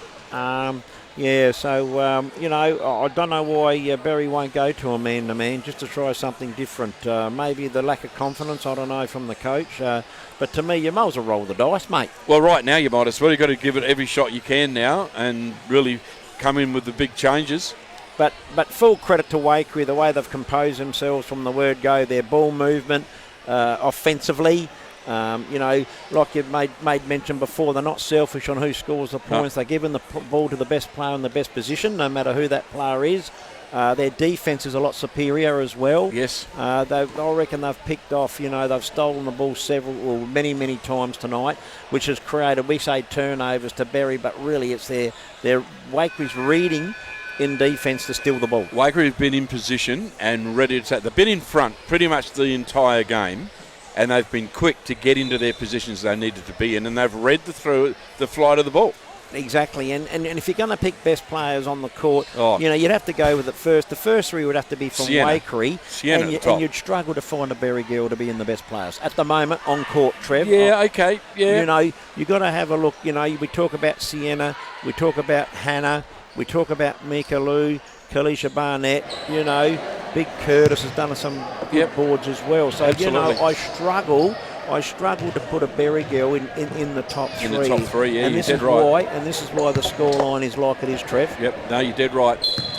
You're dead right. So we're back to play. Final quarter now, the grand final. Mika in control of the ball. passes into Hannah Lehman. Hannah Lehman tries somewhere to pass it out. Beautiful. Mika to the baseline, goes straight in. Another 2 points scored within seconds of the start of the final quarter here in the grand final. Exactly what we're getting at, wasn't it, Trevor? Yeah, Charlie in control. Brings it to us. Gregoric. Right out the front of the D, looking to get away in. Can't get there. On the 3-point line at the moment, no score. They've got to stop these 3-point tries and get in there and score the 2. So Sienna Lehman bringing the ball down out to Barnett. Barnett, nice little jump shot from the baseline, misses. Here we go, we've got Gates onto Gregorovic, off the foot of Sienna Lehman, out of court, and Berry's ball there just on the halfway line, Trev. Yeah, Gregoric will bring it in. Charlie there in control of the ball now. As I said, they've got to try and get in there and get the 2 points. The 3-pointers aren't working. They haven't got their eye in. Charlie comes in, goes to the layup, almost passes it over the top of the board. Hannah Lehman in there to take the rebound. In comes Barnett again. She passes it off to Sienna. Sienna passes it off to Mika. Hannah's in. She tries to find her way through. She'll draw the foul there. And the score won't count, Trev. The reason being the foul was done before the layup was made. Yes. Hence the score doesn't count, so it's a baseline play. So it will be a baseline play. They won't go to the foul line. Correct. Okay, so it's going to be sideline play by the look of it. Obviously, because it was above the foul line. It was above the foul line, yep. Fair enough. Whoopsie. Mika just cut a bit early there and Barnett threw the ball. Good defence by Berry. Come on, girls. We have Gates back to bring the ball in. That one's Charlie, isn't it? That one's Charlie, yep. And she passes it in to Lana Gregoric. Gregoric trying to go all the way, passes it off. Now Gates is there. To Bella Gates. And big rebound by the Hannah. Rebound by Hannah, and Mika takes control of the ball. She tries to pass it off to Sienna. Sienna wasn't quite ready for that one. Hannah was ready for that though, and she firmly passes it into the 25 of Curtis. So Alicia Curtis drawing another foul. Just a little bit tall for Bella Gates on the baseline. Yep. Maybe this is one of the reasons why Cameron hasn't gone to man-to-man, but, you know, he's got a lot of his tools on the bench, and I know I keep bringing it up, but, you know, as a coach, you've got to try something different. But anyway, Alicia Curtis has missed the first foul shot, mate. It's 59-34 with 8:27 to go. Alicia sights up for her second shot and scores it straight through. Hits the basket nicely. Berry back into play now. Bringing it into the play nicely with Claire Chapelius. Chapelius passes it off to Charlie. Charlie goes to lay up, misses. Waker in control. No one there to grab the rebound once again for Berry. Berry really struggling with these rebounds. They're not there. They've got to get in front. Sienna. She goes for the layup in. She doesn't quite pull it off, but they're there for the rebound. Fight for the rebound. Wakery come out with it. Hannah Lehman comes in hard and fast. Unable to pass it off, and good defence there by Berry to come back out in control. But Denny Leftheriadis in control. She passes it off to Gregoric. Gregoric puts it down, and nothing. Back into the hands of Wakery. They're very tough out here at the moment, Les, to try and get this ball and to retain it. Gregoric putting some pressure on. What a pass from Sienna Lehman. Oh, it was fantastic, wasn't it? Fantastic. Straight to the top, but the outcome wasn't what they wanted, but we've got ourselves Barnett some to the foul line. Barnett to the foul line for another 2 throws. Some changes now. So we see the 13 of Chelsea Folds coming in. Denny was looking for a break. And Ellie left. And Ellie's back. And Wesley, 32, Wesley's in as well. So we need some tools in here for Berry. So 60 points with 7 minutes 36 to go. Very high scoring from the Wakery girls, Trev. It is high scoring, and there's another 2. No, she's missed that one. So that's 1 to go. So Kalisha Barnett. Last attempt, she gets that. So 1 point scored. That puts us to 61-34. 61-34 with Elia Leftheriadis in control. Passes it off to Gregoric, I think it was. No, that's Folds. Oh, it's Folds, okay. Pass it off to Folds. Folds gets it up but unable to score. But I think there's a foul here somewhere. Yeah, so Folds got on the rebound, she got fouled, and that's 2 shots. But you see, she should have had the first shot though, Trevor. That's confidence, mate. Yep. That's confidence. Yeah, Chelsea, and it does hurt confidence, doesn't it? Yeah, Chelsea to the foul line. This is the first one, mate. Still 34-61 with 7 minutes 26 to go, Trev. Chelsea 1 to go. Need this big time. Concentration up. Puts it up, gets it. Nice, clean score. Barnett throws it in to Sienna. Who else? Sienna passes it back. Hannah was in control of the ball that time. Barnett brings it down, goes straight to the and loses control of the ball. Who comes up with it? Ellie Eleftheriadis. She passes it off to Claire. Claire misses it, it goes overboard, and we end up with a throw-in from the sideline. Umpire gives it back to Hannah. Hannah passes it off to Talisha Frid. Yep, Talisha Frid. And now we've got that absolutely perfect player, I think, in the 14 of Sienna Lehman in control of the ball. She passes it off, comes back in, goes for the layup through, goes through the hands, and it'll be a sideline. Yeah, she passed the ball backwards. If you would look for the shot, it would have been two shots. But again, that unselfishness again, Trevor. Yep, she went in there, hands were ready. She knew she was going to draw the foul. Ball gets passed into Barnett, who spills the ball. She gets the ball back. Here we go. She's taking a nice little outside shot. They all fell off her, Trev. Again, we talk about defence. Everybody stood still. She looked up. There was the basket. Clear. Bang. Yep. Straight in. 2 points count. 63-35 to Wakely. Big rebound by Hannah Lehman. Out to Barnett. Barnett back to Lehman and Hannah. On to Sienna. Oh, great steal there by Denny Lefty. Yeah, Denny did a great job of getting in there and getting in front. That's what we should have seen in the first half, as she passes it back to Ellie. Ellie has nowhere to go. She was going to go up, but decided to pass it off to Claire. Claire backs in, and it was a big try there by Abby Wesley, but unable to finish it off. But there were some good plays in there, but they didn't get rewarded. But Ellie gave that first shot up. Again, that's confidence, right? So, yeah, it is. It ball's down to Hannah Lehman from Sienna. Hannah's bringing the ball down the court now. Just going to steady it up a little bit. Pass the balls into Alicia Curtis, straight through her hands.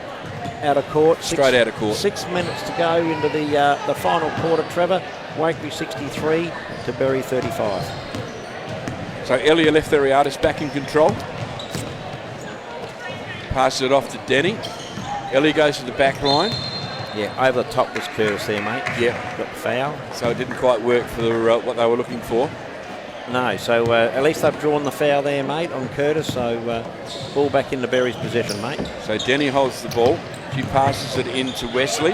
Wesley, a couple of bounces, gets in to, I think, the 13, isn't it? Folds. Yes, it is Folds. She's still in possession of the ball. Passes it up to Claire. Claire to her friend Ellie. Ellie should be able to finish it off, doesn't so. Bounces out. They all fight for the rebound, and it's in Wakely's hands once again, and that's been the story of the day. Hannah Folds. Hannah gets control of it.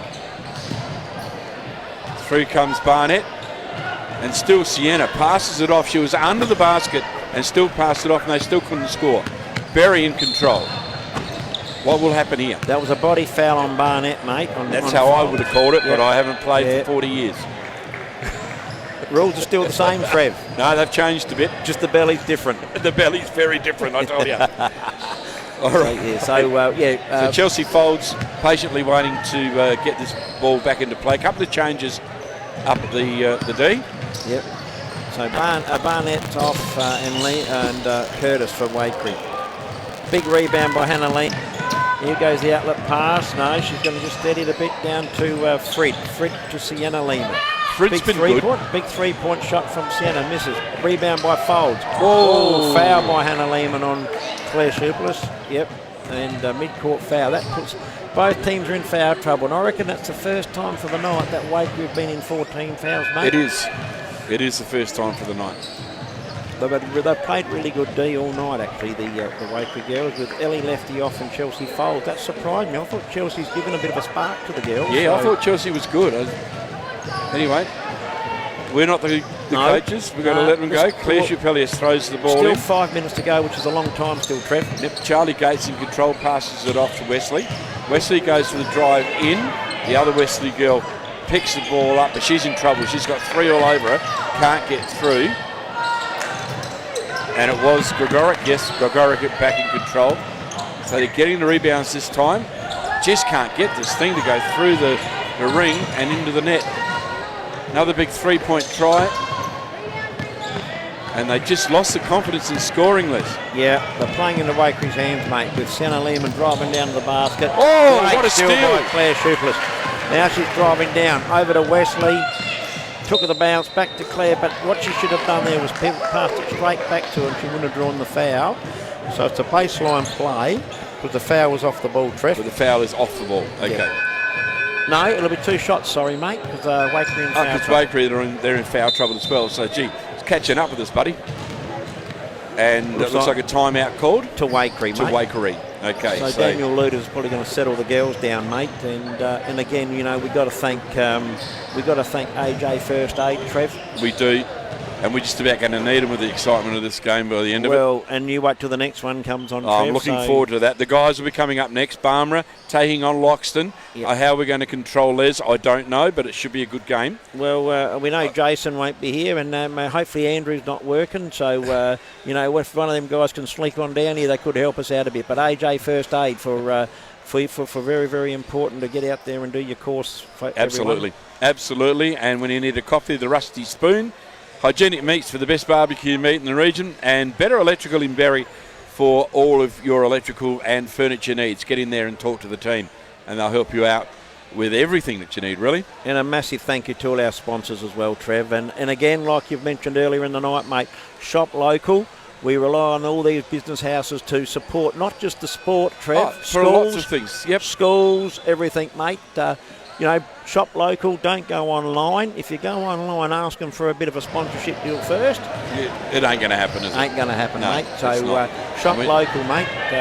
That's the main point that we've got to get across to everyone out there, mate. Yep, and that's why we're sitting in the Berry Arena, which is now brought to you by Toyota Arena. In the Toyota Arena, and of course the Berry Hotel helping this arena as well. So it's terrific. All right, we're going back to play. All players are back on court, and at the foul line is Emily Wesley. Emily Wesley takes aim. First point counts. That's what we needed to see. 36-63 in Wakery's favour, mate, with 4 minutes 21 to go. Wesley puts it up for the second, misses. But a good rebound taken there by the 7 of Gregoric. And so we get the 3 points. 38, here we go. Now, Berry have got a full court press happening, mate. Now they're going to try something. There we go. Great steal by the Berry girls. And a big reject. No, foul called on Sienna Lehman. So Sienna's starting to get very keen to get in there as well with 38-63. This game's not over yet. 4 minutes to play. Emily Wesley back to the line again, and this is the point we tried to make earlier, Trev, that, you know, you've got to try something different, and it's worked so far. Yeah, he's been listening to you, Les. No, I don't think so. All right, concentration. Wesley puts it up and scores. So Great 1 shot. point. Berry are back in this game with 4.5 minutes to play. 39-63. Can she get the second shot in? No. Big rebound by Hannah Lehman. Yes, Hannah so Lehman back to Sienna. They've done a lot of practice together, those two girls, and know each other well. Hannah picks the ball up off of Sienna. Can't find a way out. Dribbles by, can't get through. Sienna back in control, and now they're trying to set up that play. They've almost rehearsed these plays. Sienna goes through. Oh, rolls it off the back of Charlie Gates, and still picks that. Charlie Gates turns Into around. Hannah Lehman's hands. Right, and back bang, into 2 Hannah's, points. yes. Straight down to Lana Gregorovic. Drives to the basket, misses it. Bad luck to Hannah. Big rebound there by Lehman out to Sienna. On to Mika Lou. Mika. There we go. She's passed down to a Turner. Oopsie. Oh, she's rolled her ankle, has she? No, she's fine. She's okay. Ball's out of court with Berry ball baseline. 3 minutes 18 to go. 39-65. Berry trailing Wakery. Charlie brings it down. They're setting up that key this time. Looks a little better. Wesley in control, but under attack. 3 players all around her. She couldn't get out. Ball stolen. Again by Sienna.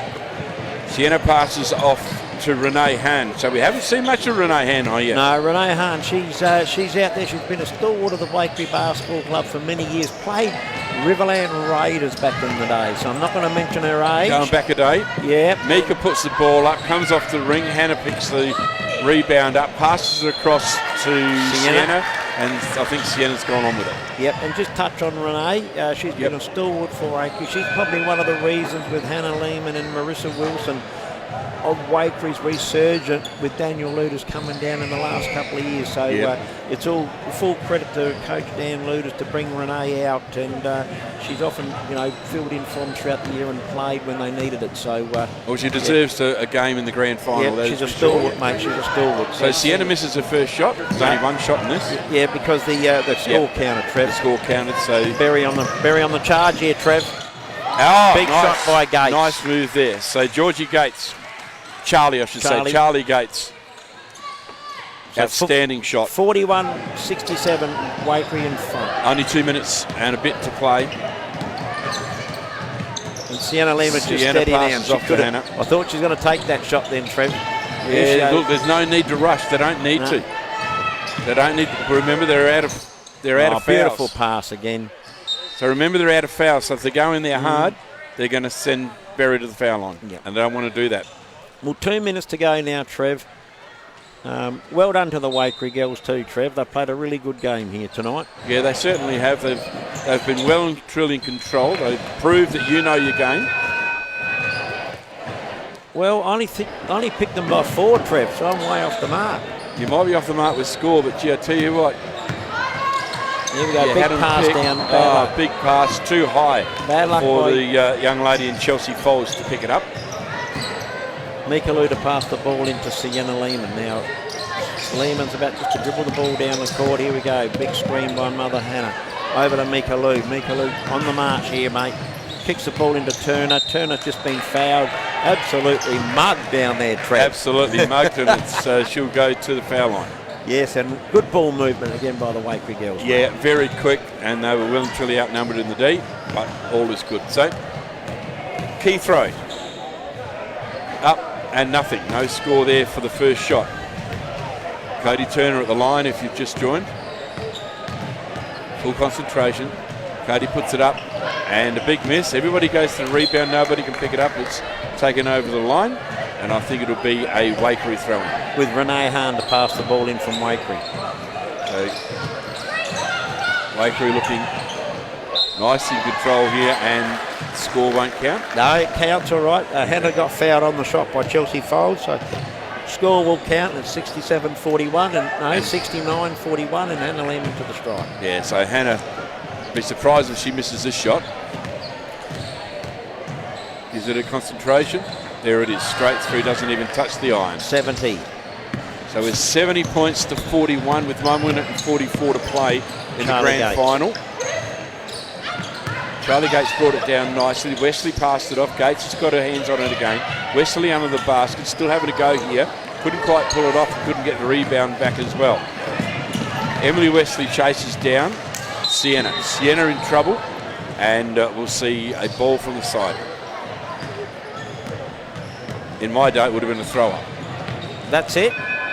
See, now that's how long. Now you're letting your age out there, Trev. That's back in the that's back in the good 60s. days. That's back in the 50s. Yeah, it is, mate. It is. And I think that might have been 5 fouls for Wesley, mate. Ah, was it? So Wesley takes the walk off. I know all about that. Young Sienna Lehman to the stripe. What a great future is ahead of this young lady, Trev. Absolutely. 71-41 Wakery's favour with 1:26 to go. So the world's at this young lady's feet, mate. Riverland's going to lose an outstanding player when she does move on into the higher grades, that is for sure, as they come back. 1 minute 20 left in the game, 72-41. It's the way of Wakery. Charlie puts it up, can't quite pull off the three-pointer. It goes right across and just about takes out the support crew. And up into the stands the ball goes. It'll be a throw-in, and it'll be, I think, Hand. Yeah, Renee Hand will be bringing it in. Pressure's still on. Mika's over there to do it. Hannah says, give it to me. Mika goes forward. Now they go to Sienna. Sienna puts it up nice and clean, and that was a well-orchestrated move all the way through. A nice play. Yeah, very well played, mate. 74-41 Wakery, well and truly in front, mate. Chelsea Folds brings the ball down and loses it to Hahn. Yeah, it's off Renee Hahn's foot, mate. So very baseline play with is that one Emily Wesley's about to pass Emily, the ball? yeah, Emily Wesley. Out to Ella Ferraris. Denny. big outside shot. Again, well done Emily Wesley in there for the boards. With, I reckon that's the other young Gates that's just come in there nicely and got the rebound and unfortunately mistook the ball. So Hannah Lehman to pass the ball in, Trev, in the last 42 seconds of the game to Sienna. Back to Hannah. Hannah will take it through, passes it off the hand misses the catch. And Renee Hahn has a little chuckle. It was only a metre in front of her and she couldn't get the ball. She couldn't get there, and Hannah's having a bit of a giggle as well. Charlie Gates is in control now, brings it down. No real urgency in this. We've got 27 seconds up on the clock. Nice big move there. Could not pull it off. Mika takes the rebound. Bounces down the sideline. Danny for the artist comes through and tries to take it over. So Danny forces it out of bounds and she will be able to throw it back in. It came off of Mika. In comes Chelsea folds. Nice little move around there from Chelsea. Nice one. So nice to see Chelsea get a score there in the grand final here tonight. The Waikerie in control of the ball, of course, and it's Sienna passes it down. And you can see what they're trying to do here. They're trying to get a score in everybody's name. Well, I think so, mate. With 6 seconds to go. Now, Trev, back-to-back for Waikerie girls, mate. Yeah, amazing, isn't it? A good effort by the young Waikerie girls. And that's it. That's it. Waikerie get the win. Final score 74, Waikerie to 43. Berry, a big win to Waikerie Div 1 women. Great game.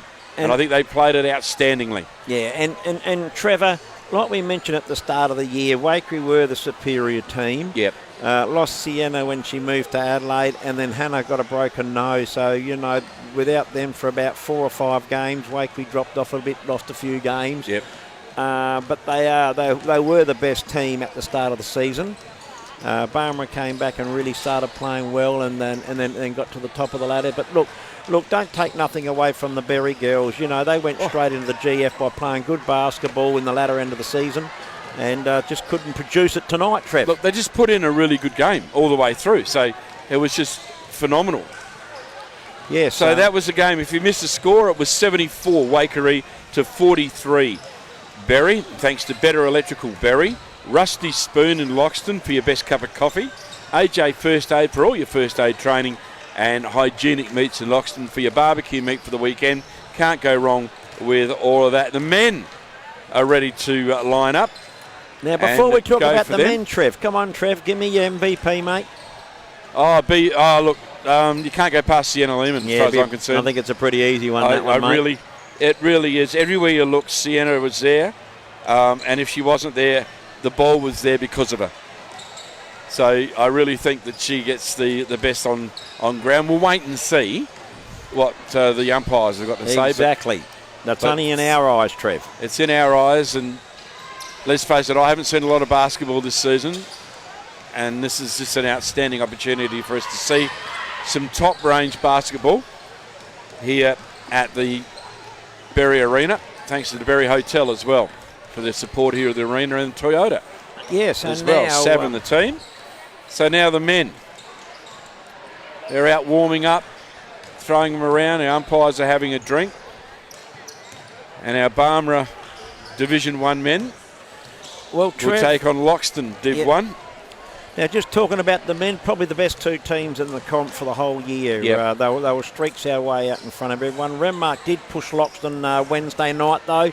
Good young side. But Barmera with the steadying ship of Dylan Millard, but bigger brother Danny's come back to play again. He played about every second week. He lives in town. He's up here every second week. Oh, is he? Okay. Yeah, he's going to help them tonight. You know, the evergreen Kenny Wright, he's very important. But I reckon from Barmera's point of view is the lad that's really standing up for the last couple of years is young Jack Sullivan, mate. Okay, we'll keep an eye out for the 9. He's moved down to Mount Barker. His goal is to get into the American College next year. Watch young Sully play. He's an absolute gung. I reckon that number 9 was my number when I was playing for Cheltenham Baptist Church in the church. Well, that could help. So it might help him tonight. Was your physique like back in them days? Absolutely not. Okay. Yeah, but look, young Riley Haig, he's been Barmera to Berry, back to Barmera. Very, very handy. You have young Marksy. He's had a bit of a hamstring problem. Liam Phillips has gone across from Loxton to Barmera. He's very good defensively. So, Barmera have got a lot of depth. They went straight into the GF. Okay. With the Loxton boys, Brogan Whitelaw, the evergreen Brogan Whitelaw, he's the master out there. Has great support from both Jesse Will and Shay Lange. Them three, the other senior players. And then you've got young Jack Oates, and I think he's about 6'4", 6'5". He certainly looks it. He's moved to town. Rogan Kennedy, young Rogan, he's a bit younger than Jack Sully. He's probably going down the same pathways as Jack Sully. He's moved to Adelaide with a basketball scholarship. Young Levi Francis has come into the team the last couple of years. You watch him defensively. Yep. Loxton's brought in Brandon Tregeagle, very good outside shooter. Yep. Just watch number 0 in Tyler Wagner, how many rebounds he gets, Trev, for his height. Very quick. Oh, and he reads it beautifully. Mm-hmm. Off the bench too, they're going to have 2 young kids coming in Jasper Hutchinson, still playing under 16, Trev. Brilliant. And young Lockie Stevens. So all in all, both teams have got a lot of experience and some really good youth, Trev. And I tell you what, I reckon you're in for a bit of a showpiece here tonight. I'm looking forward to this game. I don't often get to see them. And you're mentioning a lot of these players are now in Adelaide. They're either studying, working, and it makes me think, should we be playing Div 1 basketball on a Friday night rather than the Thursday? No, what happens is, see, our juniors are so strong with so many divisions, and when you can't play your juniors during the week, we've found. No, okay. We've been running for 32 years now, and we found Friday nights for juniors. It's growing into 2 divisions now. We have some clubs with 3 teams in a division. It is such a growing sport, isn't it? So it's really important to look after our juniors. Yes. So really, I hear where you come. Look, we've tried some Saturday night games. We've tried this. We've tried that. We find Thursday nights. It's all part of the process, mate. It's the same in football. No, it's just a thought I had because it means travelling up. If you want to play for your team, it means you've got to travel up here on a Thursday night and then travel back to go to work in the morning. Yeah. And I know most of them that want to do it will do it no matter what, but certainly it's a big ask. That is for sure. Yes, and so the thing is, we've got a lot of good talent. What's really good too is when you see the under-18s comp as well, what's coming through. If you have a look at the Renmark team, Renmark have been fortunate where a lot of their lads are still around. Yes. And it goes in. It just goes in waves, Trev. So like to me, we've just got to just bear with it. I'm just trying to text Ellie Lefty to hope she's going to come up here because she's your little sidekick, mate, and she'll do a far better job than me. So she'll be right. I just got to. You're doing a great job. She's just come off the court, so give her a bit of a break. But but all in all, I think the season itself has gone along really well. Our numbers are growing still, Trev, in the juniors, but also like seniors. We've got 4 divisions in men and women as well, Trevor. So we've got a lot of teams out there, mate. We do have. So basketball's very, very healthy. And when you look where basketball came from 30-odd years ago, when Sam Filkey, again, she approached myself 32 years ago. We had Seamus Flynn move to the area, a lady called Liz Dashwood, who played for Australia. Back in those days, John Ormsby from Berry. Oh my God, there's a name. So these were the people that sort of got it going. Yep. Then in the latter years, you've got to talk about Philomena Hankin from Berry. Did a lot of work with the juniors, right? From Barmera, like the Sue Millard, she was back in the early years too, and now Dylan is coming through and that as well, and Lisa, so their kids have followed through and helped as well. Up in Renmark, the Craig Luderses and the Frosty Sea Camps, and so, like, mate, when you look at that, and our Wakery with Hannah Lehman, but Marissa Wilson and Renee Hahn, those 3 ladies have done a lot of work down there, so this is where we've built it over the years, and it's just encouraging more and more kids to play. Yeah, it is encouraging kids to play. Just looking over there, Schwatty getting all the photos of the premiership winning team in Wakery. If you haven't heard, Wakery are your premiers for the year. 74-43 over Berry. In the ladies, men are on the court ready to put on a show for us.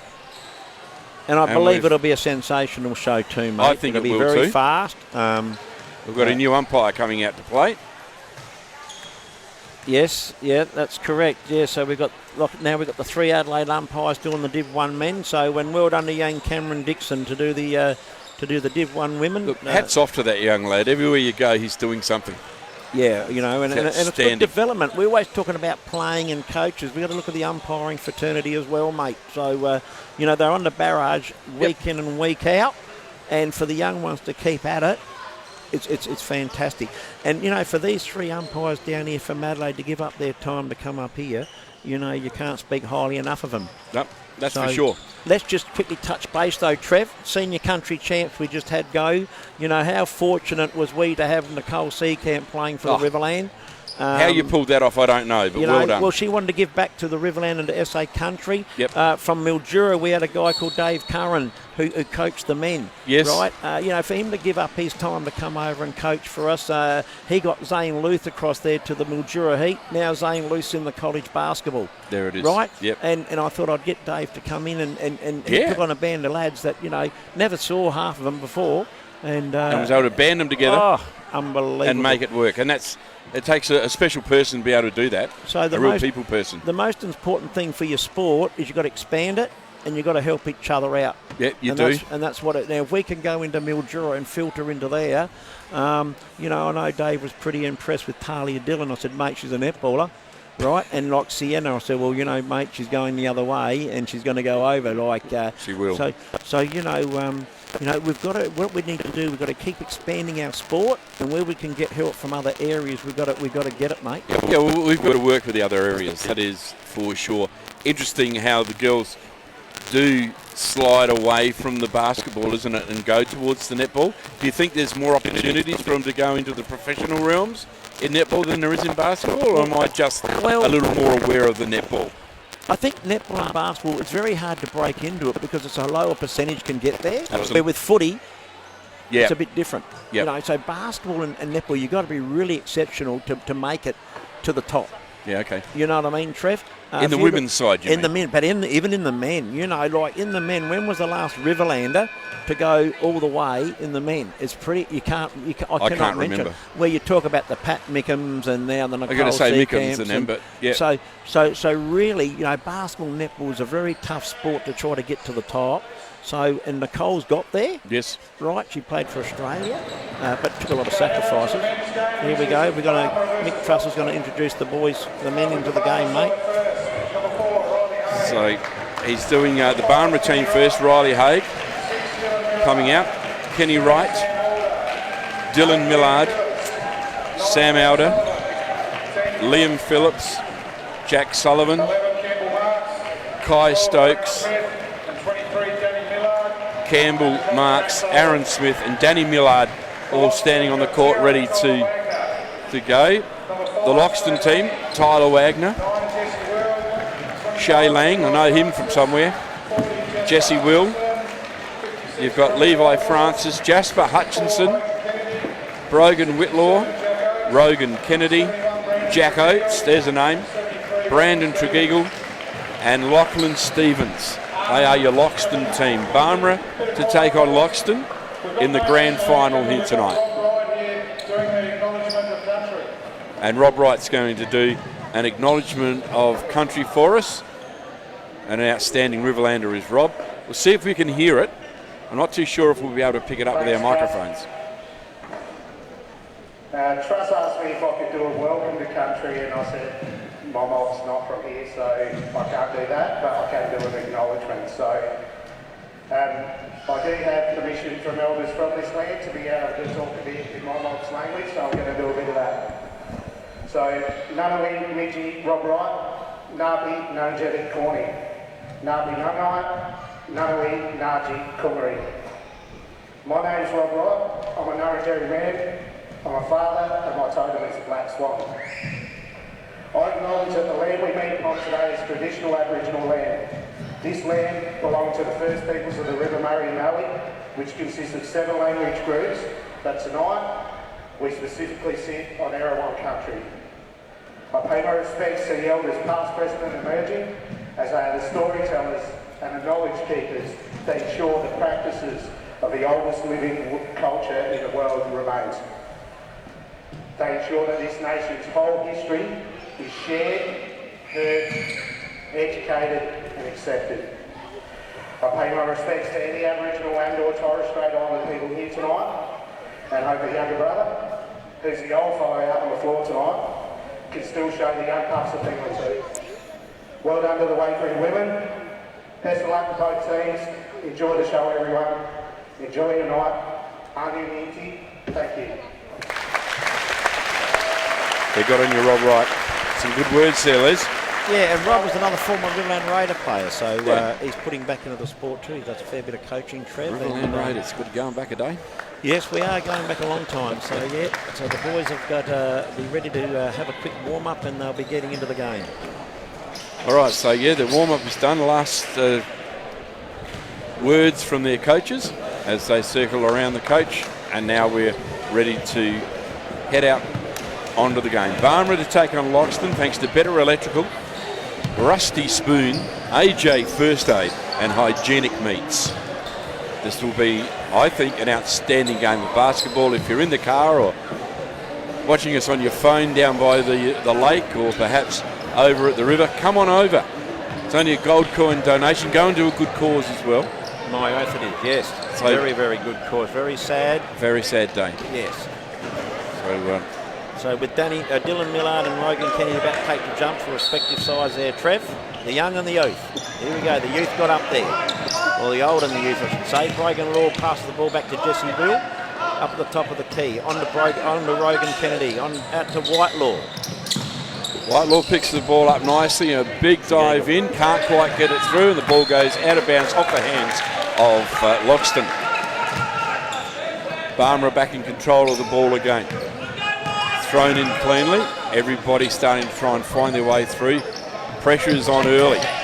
Loxton putting the pressure on half court very early here tonight, but a good pass through to Liam Phillips, and Phillips goes for the score, unable to do so. Well blocked by Rogan Kennedy, mate. Yeah, Rogan Kennedy it was. Okay, so Phillips now ready to bring the ball back into play.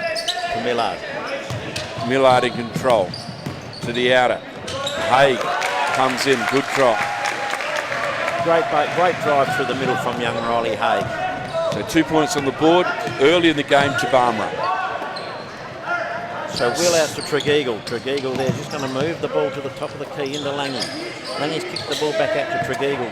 Trev. Langy looking tough and fit and nice. Well, almost 3-pointer, not quite. Only a 2-pointer, so Langy picks up the first points for Loxton. Ball into Phillips. Phillips is bringing the ball down now, Trev, just to the top of the key. Just going to steady things down a bit out to Haig. Haig throws it in, passes it in cleanly. And it's the 12, haven't seen him. Aaron Smith it is. Aaron Smith in control, but taking the ball and putting in a nice 3-pointer is Dylan Millard. Expected to see Millard in there.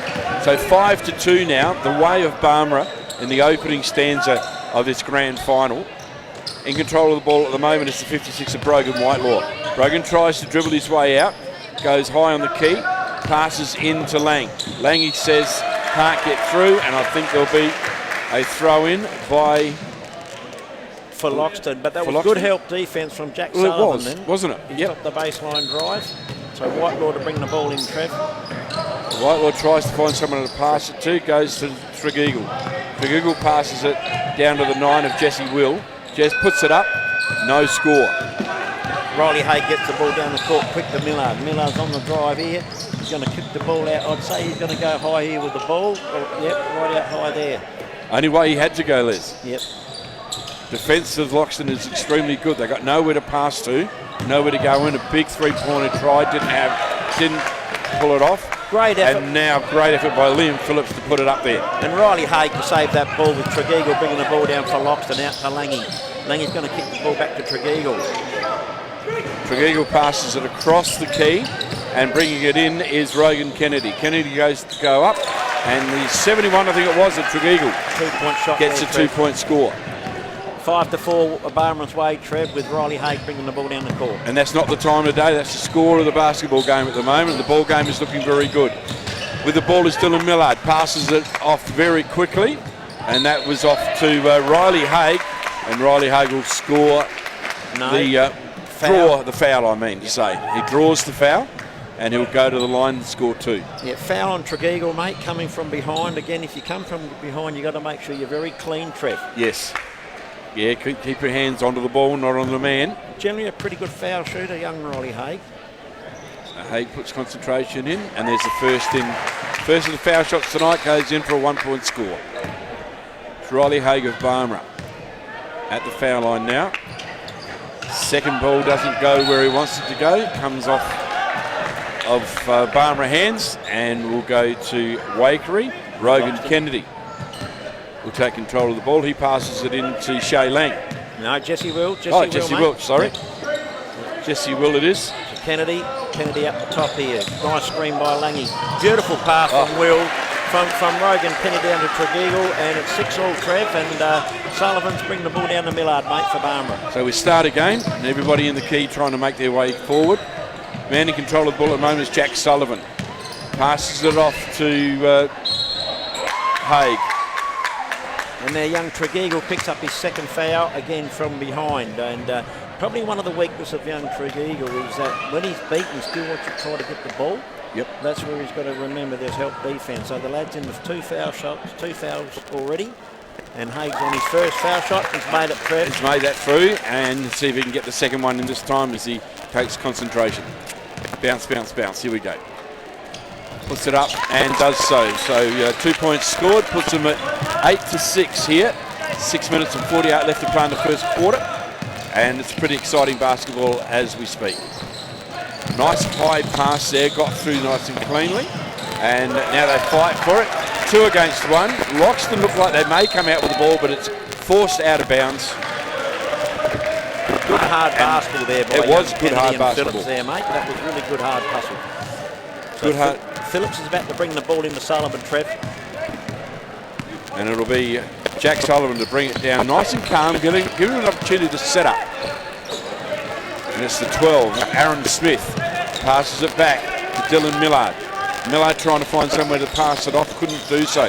Got it off to Phillips. Phillips passed it back off to Haig. Haig goes for a shot, couldn't quite pull it off. No, I reckon he passed. He was looking for his shot and he changed it then, Trev. Yeah, you may be right too. I mean? Yep. And Smith wasn't quite ready for it. It would have been a good play actually from young Haig. I think Haig's been very impressive early, Trev. He's been very impressive early. You did right, he has. With young Kennedy bringing the ball down here for Loxton, mate. Kicks the ball out to Will. Big screen by Langy. Will's driven straight around and drawn a foul on Danny Millard, who's subbed out young Big Smith. So Danny's just come in for his first run and picks up a nice cheap foul there, mate. Yep. It's 8-6 Barmera's way, Trev. 6 minutes to go. And it's Jesse Will that brings the ball into play. Passes it off to Rogan Kennedy. Kennedy passes it across to Shay Lang. Langy can't do anything about it. And now it's back in the Lakers' hands. Looking nice and smooth, these Lakers at the moment. They're very quick. Passes it back over. And a nice take, but unable to go on with it, was Danny Millard that time. Still unable. There's Dylan 2 Millard tries. Dylan one. Millard that time, yes. Now Danny Millard's picked up another foul there, Trev, and this won't go into Barmera's play here, mate. They didn't want him to have 2 cheap fouls, but there was 2 bad whistles by the Millard boys there inside, Trev. Surprisingly too, but a lot of pressure on him as well. Brogan Whitelaw out. The Loxton defence was outstanding there, but held him out. Brogan Whitelaw out with young Jack Oates coming in, so a bit of a younger side on the ground here now for Loxton, mate. So Oates passes it into Kennedy. Kennedy across to Langy.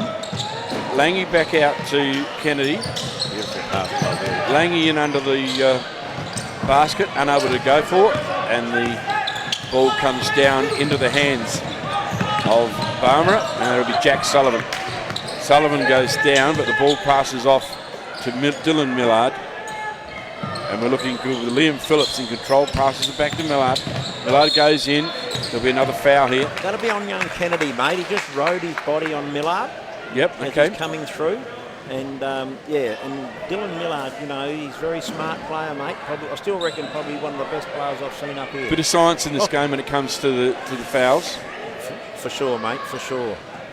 So it's a sideline throw. Riley Haig to bring the ball in there, Trev. To Dylan Millard. Outside shot, Dylan Millard misses. Big rebound by Oates. Out to Will. Will's bringing the ball down the court on the far side to Loxton. Kicking the ball out to Langy. Langy around to Kennedy. Kennedy in control, but there's blue everywhere he looks. Goes for the drive in, can't quite do it. Passed it off, and a good score there to Shea Langy. So Shea Langy gets 2, and it's an 8-all ball game. 4 minutes 40 on the clock in the grand final. First opening saying of the grand final, and a nice catch pick up there by Millard. And it looks like Haig goes through, unable to get the loop shot done. Probably a bit unlucky he didn't draw a foul on Langy then. I reckon he got away with that one, but that's the way the game goes. Well, so, it is what they see, isn't it? Will out to Kennedy. Kennedy, he's taking the ball in here, looking for a jump shot from the top of the tee, and he's missed it. Big rebound by Sullivan. Yeah, Sullivan brings it back, passes it off to Millard. Millard tries to get in deep into the key, passes it back. They're outside of the D at the moment as they come back in, but it's in the control of Jack Sullivan. Sullivan goes for the long throw, unable to do so, and it comes down to the hands of Rogan Kennedy.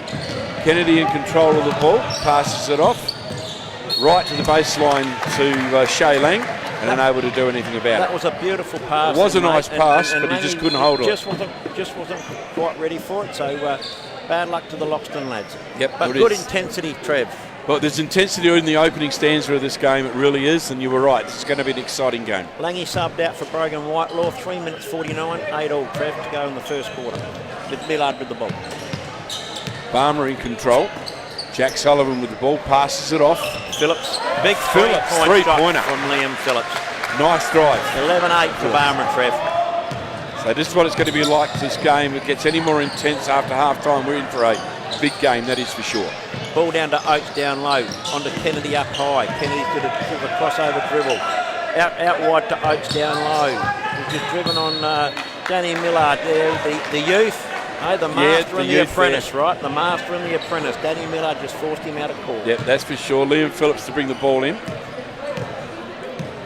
Right, Jack Sully with the ball, just coming down nice and steady. Kicking the ball out wide. Sam Elder. Another young fella with potential. Oh, nice drive, and unable to reach it around. And it's back in the hands of Loxton. It's rare to see Dylan Millard miss a couple of early shots like that, Trev. He's got to get his eye in. It's a grand final after all, nerves are up. So ball out to Oates, round to Kennedy. Kennedy's driving to the basket. Back out to Jesse Will. Another spin move, and that was a bit of a prayer by Jesse Will. Gets his own rebound. Passes it off, and it goes to the outfield. Off the hands Looking of Barmer. Good. So Loxton will get the throw in from the sideline, and we see it looks like Barmer's called the timeout. 2 minutes 40 to go in the first quarter, Trev. And our first timeout. And scores are 11-8 Barmer's way from that 3-point from Liam Phillips. Yeah, very intensive game right from the word go, wasn't it? Right from the first jump. Yep, very intensive. And mate, again, we must thank Hygienic Meats, mate. We must. The best meat in the Riverland. They tell us every day. We'll be having a few of his snags tonight at home. I think the boys are coming around. So yeah, thanks to Ash Filer and. I better get on the bike and come across for dinner. And Barry Better Electrical, AJ First Aid, and the Rusty Spoon Cafe. And it's on the list next week to get to the Rusty Spoon now. Oh, gee, but the pressure's right on you, Trevor. Oh, mate, I've got to have a reason to get on the motorbike. My oath. Look, again, without our sponsors, mate, we wouldn't be here tonight. So well, sport wouldn't be played in the Riverland without the sponsors and without the support of councils, government, everybody that makes it happen. Our businesses, for sure, and of course all the players and the parents that come along and make it all happen. So, we live in a fantastic region. We have fantastic facilities, and have a look at the game that we're watching tonight. It is outstanding. Now we're back into play again, Trev, with Tyler Wagner. Wagner's back to bring the ball in for Loxton, mate. Into Kennedy. Kennedy does a good job. Tries to find his way around. He's got it on his own, and he couldn't go on with it and finish with it, but it's still in the hands of Loxton. Loxton tries to pass it out. It's a 56. Brogan Whitelaw.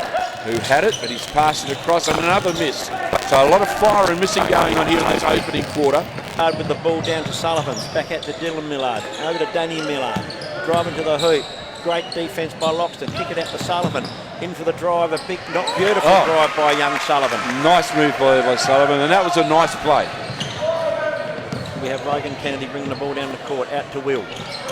Will Howard's onto it, tries to pass up to Kennedy, goes differently. Gee, the pressure's on by Barmera, that is for sure. Short toss, can't quite pull it off. Rebound goes into the hands of Sam Outer.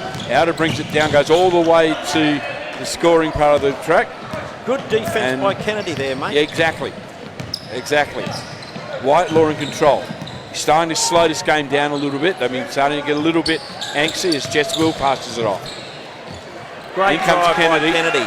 The two young guns we mentioned earlier before the game started. They're starting to light up again now, Trev. Yeah, they're starting to get a feel for it. Nerves have started to go away. And they're just treating it like another game. They've just got to try and beat the Lakers. And they're going to work hard at it. Lakers aren't going to lay down for them. Good defence from Dylan Millard in control. Danny Millard out to Phillips. Big three-point shot by Phillips. Air ball. Dylan picks up the ball. One bounce goes over his shoulder. No score. He's Dylan put the shot up and the shot clock just Shot went clock off. had gone off, Probably about yes. a second late, mate. So only because the ball, when young Liam shot the ball, he didn't hit the ring. Yes. Right. So and we have a couple of subs there with Alder and Phillips going out for Kenny Wright. The evergreen Kenny Wright and Smith in. Langy back in and Tregeagle back in for Wagner and Jesse Will. So we're back under play again here in the grand final. First quarter.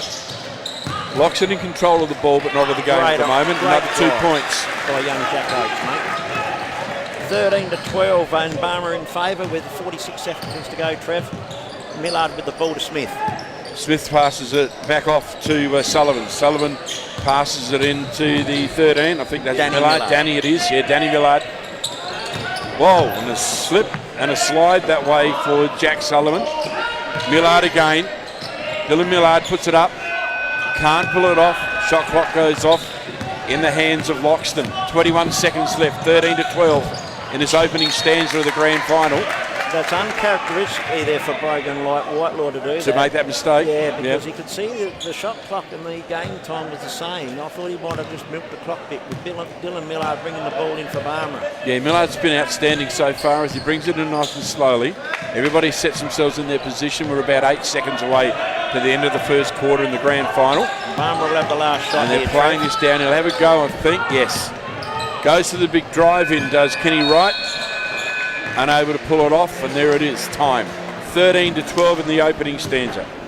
13 for Barmera, 12 for Loxton. Now, so Trev, the scores don't sound as though they're high scoring, but the intensity on the defence on both teams, Trev, they're not giving each other 1 inch, are they, mate? And you know, it's the defence pressure that is causing the missed shots.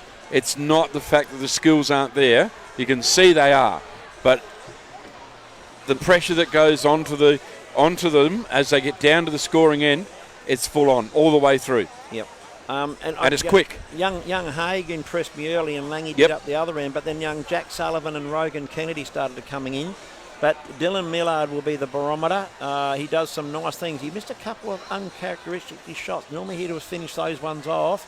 So just can you put that down to nerves, you reckon? Oh, no. Not for Dylan Millard, surely not. Not for Dylan Millard, mate. No, he won't be nervous, mate. No. You just got to watch out now for the next 3 quarters. I think it's just the intensity of the game that's causing them, because it's been intense right from the first jump, as I said. Yeah, for sure, mate. The warning bell goes off. You can hear it in the background. Thanks to Better Electrical. We're here right around the globe, thanks to the GHS Media. And 1007, as you're all listening, folks. And again, without the support from the 1007 and GHS, it's invaluable to our sport, Trev. Yeah, well, that is so true. I would say GHS Media is now Riverland Secondary College. And just make sure that people realise a lot of these are school kids that are working on here too, with a couple of seniors that are helping them out, so that's great. Kenny Wright bringing the ball in there for Barmera. We're back into the game. Kenny Wright's got control of the ball, passes it off to Millard. Millard puts it up. and draws the foul, go to the line. Foul on Langy, mate. He just got him with the bottom arm. He thought he might have got away with that, but wasn't going to happen. No, got him going for a bonus shot here, Trev. Yep. So score counted 15-12. So 1 point to score here, does exactly that, doesn't even touch the edge, goes straight into the basket. All is good. 64 of Rogan Kennedy, nearly said Josh then as he goes down the line. Rogan passes it off. It's the 9 of Jesse Will. Just trying to find his way around, and the widest man there that time around. So Whitelaw couldn't get through him. Just couldn't get past him. Here we go. Dylan Millard over to Danny Millard, down to Smith. Smith down low to Kenny Wright. Kenny Wright with a fadeaway two-point shot here. Good 2-point shot to Barmer out to a 6-point lead there, Trev, 18-12. Will bringing the ball down to Kennedy. Good scoring here. Kennedy trying to find his way in. He decides to go in, takes it up. Bad luck. And the rebound comes down to the 6 of Dylan Millard. Millard passes it off to Sullivan. Sullivan calms the whole thing down, gives a chance for the Lakers to get into position. Danny Millard back out to Sullivan. Long shot from Sullivan. Langy with a rebound. Getting the ball back to Kennedy. Kennedy just bringing the ball down now nice and slow. Wright calling for the ball here, and he's quick. So it's good to see. Kenny Wright right into the play here, but it's Kennedy who puts it up, hits the ring, Tregeagle. and nobody able to pick it up. Tregeagle grabs hold of it. As we see the 9 of Jess Will once again trying to drive into the square. Can't quite do so. Ball comes off the side into the hands of the Lakers once again. This time around, it's the 9 of Jack Sullivan who takes control. Dylan Millard misses Dylan Millard missed a sitter that time around. Shea Lange in control of the ball again. He passes off to Kennedy. Kennedy looks to see where he can go. Got nowhere to go. Gets blocked. Lange picks up the ball again. And in comes, who's that? Jesse Will. So Will looks good, but unable to score, into the hands of the Lakers once again. In the hands, of course, of Jack Sullivan. Sullivan trying to find a way in. Good defence here again by Loxton. It's been outstanding defence either end as they tries to drive through. Good pass off. Wright almost gets the job done, but it comes off the ring and ends up out of bounds once again. Off the Loxton defender's hands there, mate. And now Wright's coming out of the game for Phillips. Rogan Kennedy coming out of the game for Wagner. Okay, changes afoot. Try to keep the fittest out there if you can. I see Aaron Smith. Yeah, that ball was deflected off of Phillips' hands. So Loxton side ball with the score 18-12, 7 minutes 47 to go. Barmer's way, Trev. Yeah, looking good the second quarter. Anyway, Tregeagle's got the ball out wide, back at the top to Will, over to Whitelaw, Whitelaw into Lange. Lange just spin move on Danny Millard.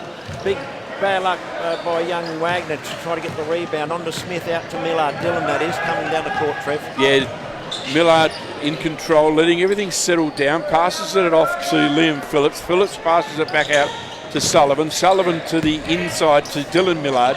Millard passes it off to Aaron Smith. And Aaron Smith puts in a 2-point score. Well done. 20-12 now. That's 20 points to 12 all the way of Barmera. It's grand final is well and truly hot at the moment. Big drive in, and Tyler Wagner comes out with a no score, but it was a nice move, that's for sure. Pressure comes back on again. Somebody's gone out of court. Is that what's happened? Yeah, no, what happened was Jesse Will fouled him from behind. Oh, he fouled him from behind. That beautiful move, that little crossover dribble. Yep. Like I said, mate, Jack Sullivan's very, very silky. Yeah, so Liam Phillips takes the ball, passes it off to Jack Sullivan. Sullivan tries to put it up for a three-pointer. Didn't quite work. And have a look at this. He's getting a second go, a third go. Lange with the rebound. Now Lange picks up the rebound, takes it straight down the centre court. Pressure is on. Lakers set up. They set themselves up. So Tregeagle out to Wagner. Wagner's got the ball wide, kicking the ball to Lange. Lange's hit a nice shot there from just inside of 3. Big rebound by Whitelaw, got fouled on the rebound by Dylan Millard. On the way down, by the way. Yeah. So it'll be a baseline ball, Trev. Baseline ball to Loxton. Yes. Millard's on his first foul, so he's right to go. Okay, so they all line up. Everybody's there. Loxton's still in control of the ball. Wagner goes for the big drive in. Had to jump over something. Managed to do so. Ball loose. Picked up. And and it misses a sitter there, does Jack Sullivan. The ball was loose. Not too sure what's going on here. There's a technical foul on Jesse Will. And again, it's all about playing the game, not umpiring the game. Complaining because there wasn't a foul called down the other end. So he had too much to say, did he? He had too much to say, so again, you've got to play the game. You do. Let the refs do the game, and that's going to be very costly for Loxton now, because what will happen is young Sullivan will take a foul shot, which he has got. Nice and clean and straight through the middle. And it's only a 1 pointer though. Yep, so it's 21-12. And I'm not well, I would have thought that Coach Harmon might have just sat him on the bench there for that, but not. Levi Francis coming in for his first run. Do you know what I reckon? Yeah, I haven't seen him before on the field. Levi Francis. Here we go. In control of the ball, passes it off. Yep. So Jesse Will with the ball out to Tyler Wagner. Wagner's just going to move the ball out, driving to the basket. Went for a baseline. Wow, great steal by Dylan Millard. Millard is on fire here again tonight, as he always is. But gee, this is the grand final. He wants to put it on. Phillips passes it off. Now Jesse Will's got another foul. And we've got another foul there, and Jesse Will, he's got to take him off to settle him down, doesn't he? Yes. Does exactly that. He's got to settle him down. Rogan Kennedy coming into the game now.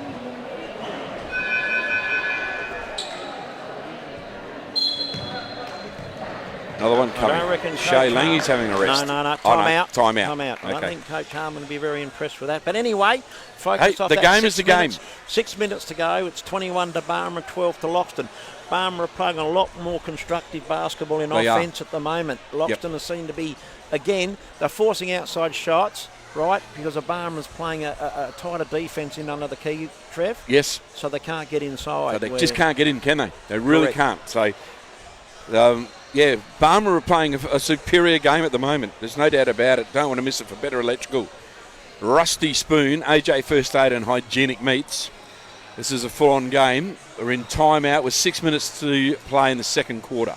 And we know, Trev, 9 points in men's basketball can turn at the blink of an eye. So, a couple of three-pointers and you're back in there again. Three-pointers and a foul throw and you're 8. And you're in the game. So you're back in. Yeah, Loxton's just got to regroup now and get composed and start playing a bit more constructive. Barmer are looking really good. Jack Sully's really starting to step up now. You know, like Dylan Millar's been in everything, mate. You know, he's the barometer. And he's quick still. Yeah. So, and Big Smith. You'll notice Big Smith offensively then. He's taken a couple of shots now and he's taken a couple of good boards. Yeah, so Big Smithy is working nicely. So they come back out. We've got 2 shots. No, it was off the heat. It's off the heat. Okay, yep. So it's out the side. There it is. Riley Haig back into the game, out to Dylan Millard, high. Millard across to brother Danny. Danny with a big 3-point shot, and it's gone in and out. Francis, rebound by Francis. Brother to Aaron. Here comes Rogan Kennedy, mate. Down the court, out to Wagner. Wagner's on the drive. Wagner throws it down. The ball out. Yep. And he just threw it straight over the line. I know he knew where he wanted to go, but there was nobody there. So I think he was trying to get Levi Francis to pick it up, but Levi didn't know it was coming. So the Millard boys are playing between each other at the moment. Dylan back out to young... Sullivan. No, Phillips. Phillips, sorry. Well stolen by Kennedy. Nice move around there, and it's a travel. I reckon it'll be a travel, yes. Yep. Good defence by young Phillips then, mate. He spilt the ball, and he's got the ball back. Yep. Jack Oates to come in for Tyler Wagner for Loxton. All right. So that was good. Well done by young Phillips, it mate. Was. Liam Phillips. Umpire's giving the ball a bit of a clean-up. He lost the ball, and he's got the ball back now. Phillips into young Riley Haig. Bringing the ball down the court with Francis on him. Over to Dylan Millard. With Lange on him. It's got nowhere to go. Smith with a 3-point shot. Oh, so close. Unable to put it off. Lange pulls the ball out.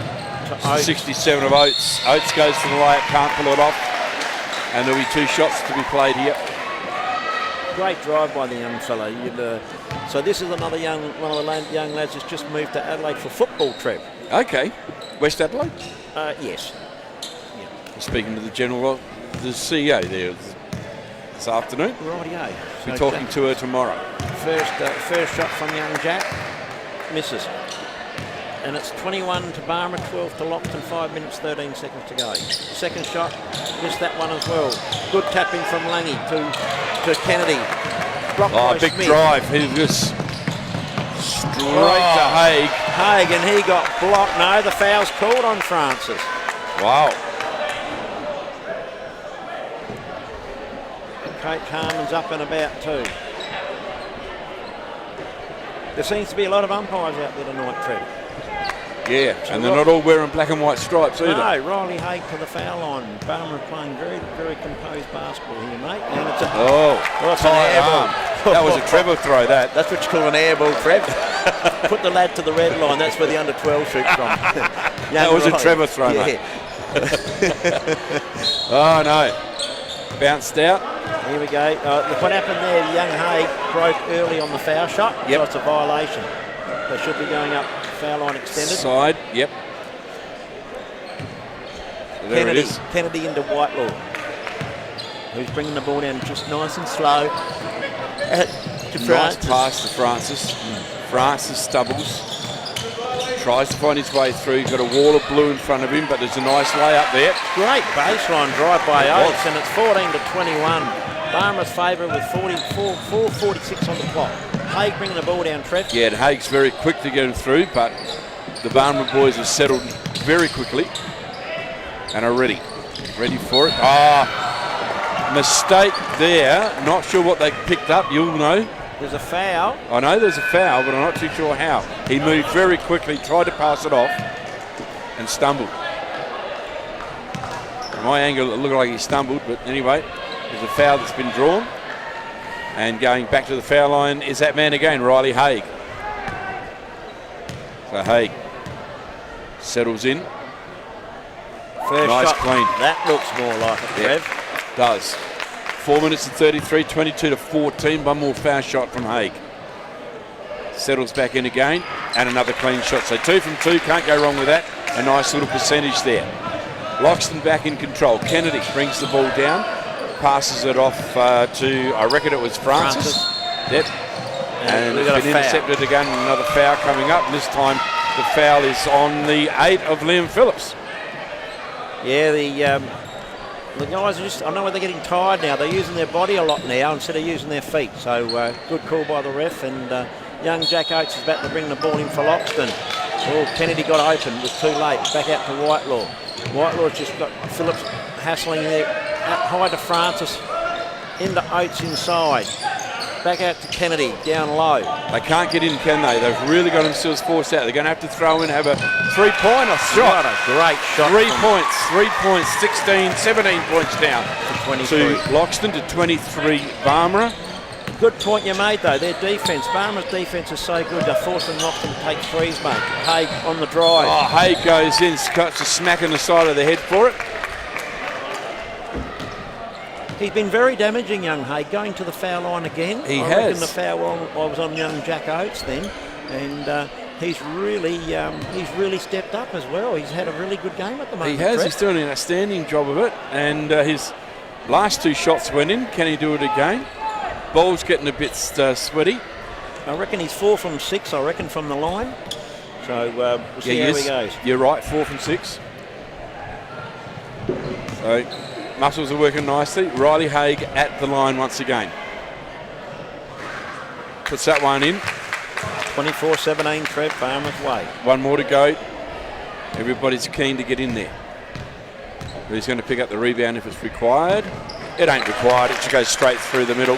25-17, Barmer's way, Trev, with 3 minutes 50 to go. And Loxton in control of the ball right now. Kennedy brings it down. Passes it off. Cleanly to Whitelaw. Whitelaw hangs onto it, passes it over to Lange. Lange passes it to Kennedy. Kennedy tries to get it in, does so, but had to pass it back out again. Lange gets hold of it, and it's a changeover. So there we go. Barmera, the Lakers, are in control here. Dylan Millard now has the ball in his hands. This could be dangerous. Everybody's settled in. He goes for the drive in, passes it back down. Haig puts it up. Can't quite pull it off. And Loxton coming out with the ball. So Oates with the rebound. Whitelaw with the ball coming down the court now. Trev out wide. Passes into Oates. Knocked out from his hand from Smith. Oates regains the ball. Kicks it into Francis off his legs. Ball's looking a bit messy here, Trev, but Oates has got the ball. Out to Whitelaw with a 3-point shot. Misses. Big rebound by Kennedy. Came over the top of Phillips, hence the foul there, Trev. And everywhere you look, there was the blue colour of the lake. I reckon that's 2 shots, Trev. The Loxton boys are in foul trouble. I think you're right. They're coming down. So Phillips coming to down the to the strike. key. So Phillips will go to the foul line now. And it's 25-17 with virtually 3 minutes to go in the second quarter. An exciting game of basketball, this. So Liam Phillips. This is the first one. Hasn't settled into the game yet. He'll be right this time. Liam Phillips. Concentration, there it is, straight through. No problems. Locks are now in control. Kennedy brings the ball down. 26 to Barmer, 17 to Loxton. Some good scoring going on here. Francis tried to pass it off, did exactly that. Kennedy calling for the ball. Can he get it? Yes, he can. Can't do anything with it. Lakers try to come away with it. Loxton still in control of the ball. Oh, Shay Lange good. Yep. Kennedy once again. Everywhere you look, there's Kennedy. Coming off the hands of Jack Oates. And Smith must have just touched that then. So Loxton's got 5 seconds on the shot clock, Trev. Oh, so, really? Okay. We got Wagner and Will coming in for Whitelaw and Francis. Geez, I'd have sworn from this angle it came off of Oates' hands.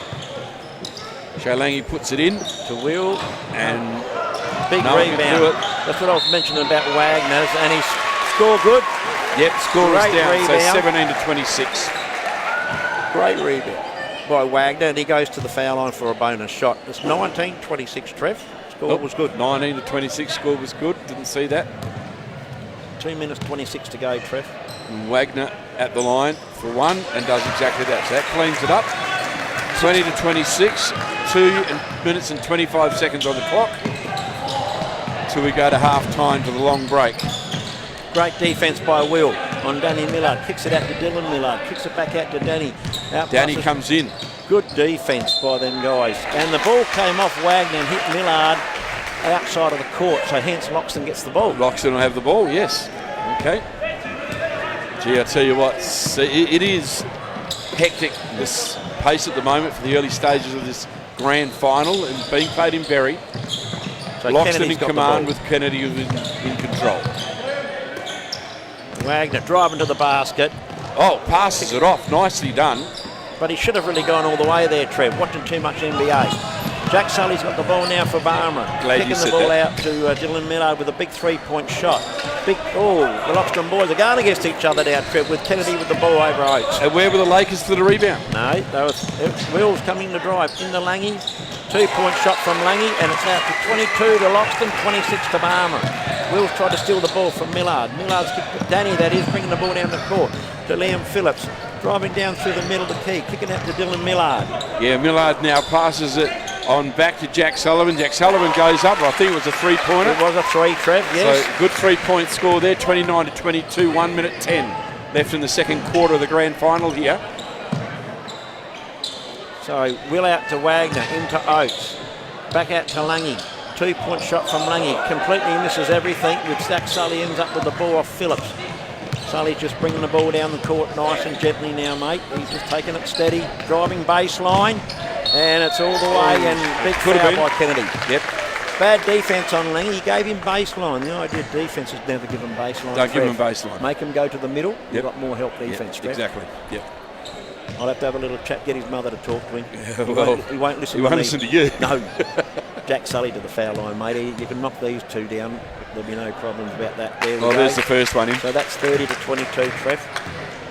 48 seconds on the clock. We've got one shot to go. Sully at the line. Puts it up and misses. Should have put money on that. Sully gets hold of the ball once again. That'll hurt Loxton now. Danny Passed it back to Danny Millard. Millard goes for the three-pointer. Can't quite do it. Loxton pulled down the rebound. Very bad decision by Danny Millard then, Trev. He should have known better than that. Anyway, Rogan Kennedy. Hopefully he's not feeling too comfortable. Oh, and Will's missed an easy drive to the basket. Phillips with the ball now. Kicks it back to Jack Sully. Over to Danny Millard. Bit of frustration coming into the game about now. Dylan Millard passes it on back to Jack Sullivan. Sully trying to find somewhere to go. Playing a little bit of a game here. Doubles back, can't quite get through. Gets over to Danny. Danny Millard passes it out, and the siren goes. There it is. So it's half-time here, Trev. 30 to Barmah, 22 to Loxton, and pretty entertaining first half of basketball there, mate. Very entertaining indeed, and extremely fast as well. Loxton clawed themselves back to within 4 points then, and then Jack Sully, who we really hadn't seen much in that first part of that second quarter, was able to pull it back out. Came out and hit 5 points. Bang, bang, bang, and it's back out to 8 points now, Trev. And, Absolutely. a good defensive game by both teams, 30 to 22. I tell you what, mate, I think she's going to be a bit of a nail biter. I think the second half is going to be full on, that is for sure. Thanks to Better Electrical, we're here giving you a bit of a look at the grand final between Barmah and Loxton. When you need coffee, the Rusty Spoon is the place to go in Loxton. AJ First Aid for all your first aid requirements and training, and hygienic meats for all the barbecue meat that you require. Don't forget to get in there early. It's a good fresh meat. So lots of people helping us out so that we can broadcast this here tonight for you from the Toyota Arena. So Trev, when you have a look at our sponsors tonight, you picture yourself sitting in the lounge having a watching your big Samsung TV from Better. Watching the big Samsung from Better. On your new lounge suite from Better. Exactly. And then you got a nice coffee from Rusty Spoon. Yep. Having a nice sausage and bread, right? And then you might have a little bit of a heart murmur, so you ring AJ So you ring AJ to pick you up. So you've got the whole lot, the whole package, Trev. You've got a day in Trevor's life organised there. Oh, mate. So, again, I must say, look after our sponsors. Because they look after us and keep us alive, Les. Oh, it's amazing. But it is a great night. There's a good crowd in here tonight as well. There's a good atmosphere. They're a little quiet at the moment, but I'm sure in the second half they'll start to lift up. Oh, yeah. Yeah, they will. They will start to lift up. I mean, once it starts getting closer. Now, Barmah. I think from Barmah, mate, you can't go past, Dylan Millard all game, but Riley Haig, I reckon Riley Haig has really stepped up that quarter. Yep. Really impressed me. Jack Sully went out and came back near the end. Yes. From Barmah. We've seen Smith a little bit as well. Loxton, mate, probably Shea's done a pretty good job. Rogan Kennedy's been in there. Young Jack Oates has come on and impressed me a bit. Oates is the one that I've really been watching. He's been very quick. Yeah. He's been at the back line a lot and ready to try and grab that, but he just hasn't had the pass thrown to him. I think from Loxton, if they're to get back in the team, they've got to get a bit more out of Brogan Whitelaw and also Jesse Will. Yeah, they do. Tyler Wagner's come on and got some boards. Now, Tyler's not a renowned point scorer. He's a garbage collector. Okay, yeah. Right? So I really think for Loxton to get back in the game, they're going to have to get a bit more out of Whitelaw and Will. Yeah, and they're going to have to get the ball into those scorers if they can. Definitely. So, all right, here we go. No chance to get a glass of water here tonight. We're straight into it. Yeah. Now, for listeners everywhere, hopefully we've got a nice wide range of listeners out there. Of course we have. It's really exciting basketball tonight. Big thank you to 1007. Young Samuel Taylor puts in a lot of work, setting everything up as well. And Sam's doing a great job. I'm going to see if I can get someone to get me a water. Yeah. Here's Jill, here. Here she comes. So Loxton's got the ball stolen by... So we're back. We're trying to get our hands empty and get mobile here and trying to get a drink. Okay, good on you, Les. Here we go. Yeah, Langy down to Kennedy. Kennedy's just driven on Liam Phillips well, past the ball. Oh, nice pass off. Whitelaw 2 points. Whitelaw gets the job done. 32-24. Barmah's way. Liam Phillips here. Loxton's got in a bit of a full court trap here with Danny Millard getting the ball from Phillips over to Dylan Millard up high at the court there, mate. And Dylan Millard's attacking the basket now. Here we go. Good steal by Langy. Over to Kennedy. Kennedy's got the ball. He's going everywhere with it. Over to Langy. Langy's bringing the ball down the court. Out to Jesse Will. Will on to Tregeagle. Tregeagle, big three-point shot, misses. Jack Sully's got the rebound, bringing the ball down the court to the halfway line there. Thought Langy could have taken that ball a little bit further down the court, passed it off a bit early, didn't give anybody a chance to get set up, but we're back now. Sullivan for a big three-point shot, misses the shot. Jesse Will's on the march now. Here we go. He's kicking the ball back out to Langy. He goes all the way. Langy passes it back into Wills. Wills goes for the three-pointer, can't quite pull it off. Kennedy's in there, but the man who picks it up is that Sullivan. 9 of Jack Sullivan. So Sully's keen, goes down to Dylan.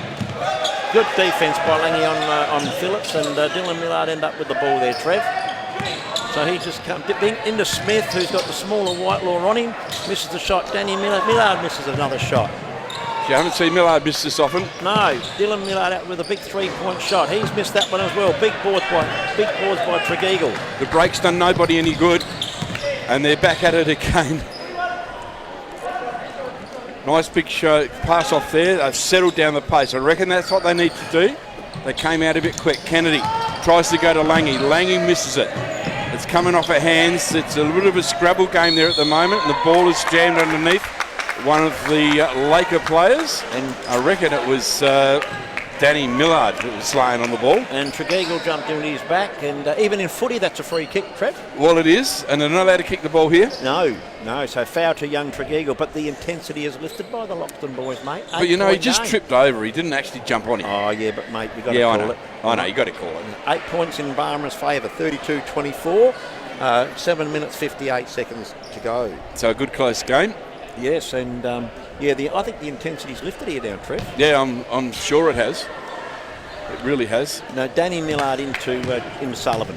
But I'm not sure if the skills have been improved in the break, that's for sure. Nice move there, and there it is. I don't know what Brogan White I don't know what's wrong with there, but Dylan Millard. You never leave Dylan Millard go, mate. You can't help when you got him, mate. Dylan Millard on the baseline and you leave him on his own, that was a mistake. So Lange's got the ball up high now, and he's just got no one to go to. There's no movement here. Tregeagle. They're not talking either. Down to Kennedy. Nice little head fake from Kennedy. Banks it off the board, missed it. Millard. Danny, that is, with the rebound onto Sullivan. Millard passes off to Sullivan. Sullivan brings it down. Gets them all settled down once again. Millard goes through. Sullivan goes for the big drive and pulls it off. Another 2 points goes under the score for the Lakers. 36-24, 7 minutes left in the quarter. Out to 12 points now, Trev. Barmer just starting to pull away again. Miller, Whitelaw with the ball into Rogan. He's working on young Kennedy. Phillips. Boom. Oh, so that's an offensive foul on young Kennedy. He must have pushed him off with his arm. Oh, okay. I didn't see that. Him off with his arm. So looks like young Jack Oates is coming in for Brogan Whitelaw. Whitelaw goes off. Here we go. The Lakers in control once again. Through Millard as in Danny, down to Sullivan. Sully ready to bring it in. You watch him go for the drive through. If he can see a gap, no, he doesn't. He passes it off to Millard. Millard goes up, and there'll be one more 2-point score goes up on the board thanks to Dylan Millard. 38-24 to Barmer. Nice game this one. If you want to get down and watch some first-class basketball, big 3-point shot. To go. There's a 3-point shot there to Jesse Will. 27-38 Barmer's way. Jess Will was in control there, just turned around, took aim, 3 points on the score. Sullivan with the ball here, Trev, for Barmer. Sullivan trying to find his way around Kennedy. Kennedy works well with him. The pressure is on. Loxton are putting on some good defence here. They've got nowhere to go. Millard passes it off to Danny. Danny goes in. Smith, that one Smith. Yep. That's Smith, sorry.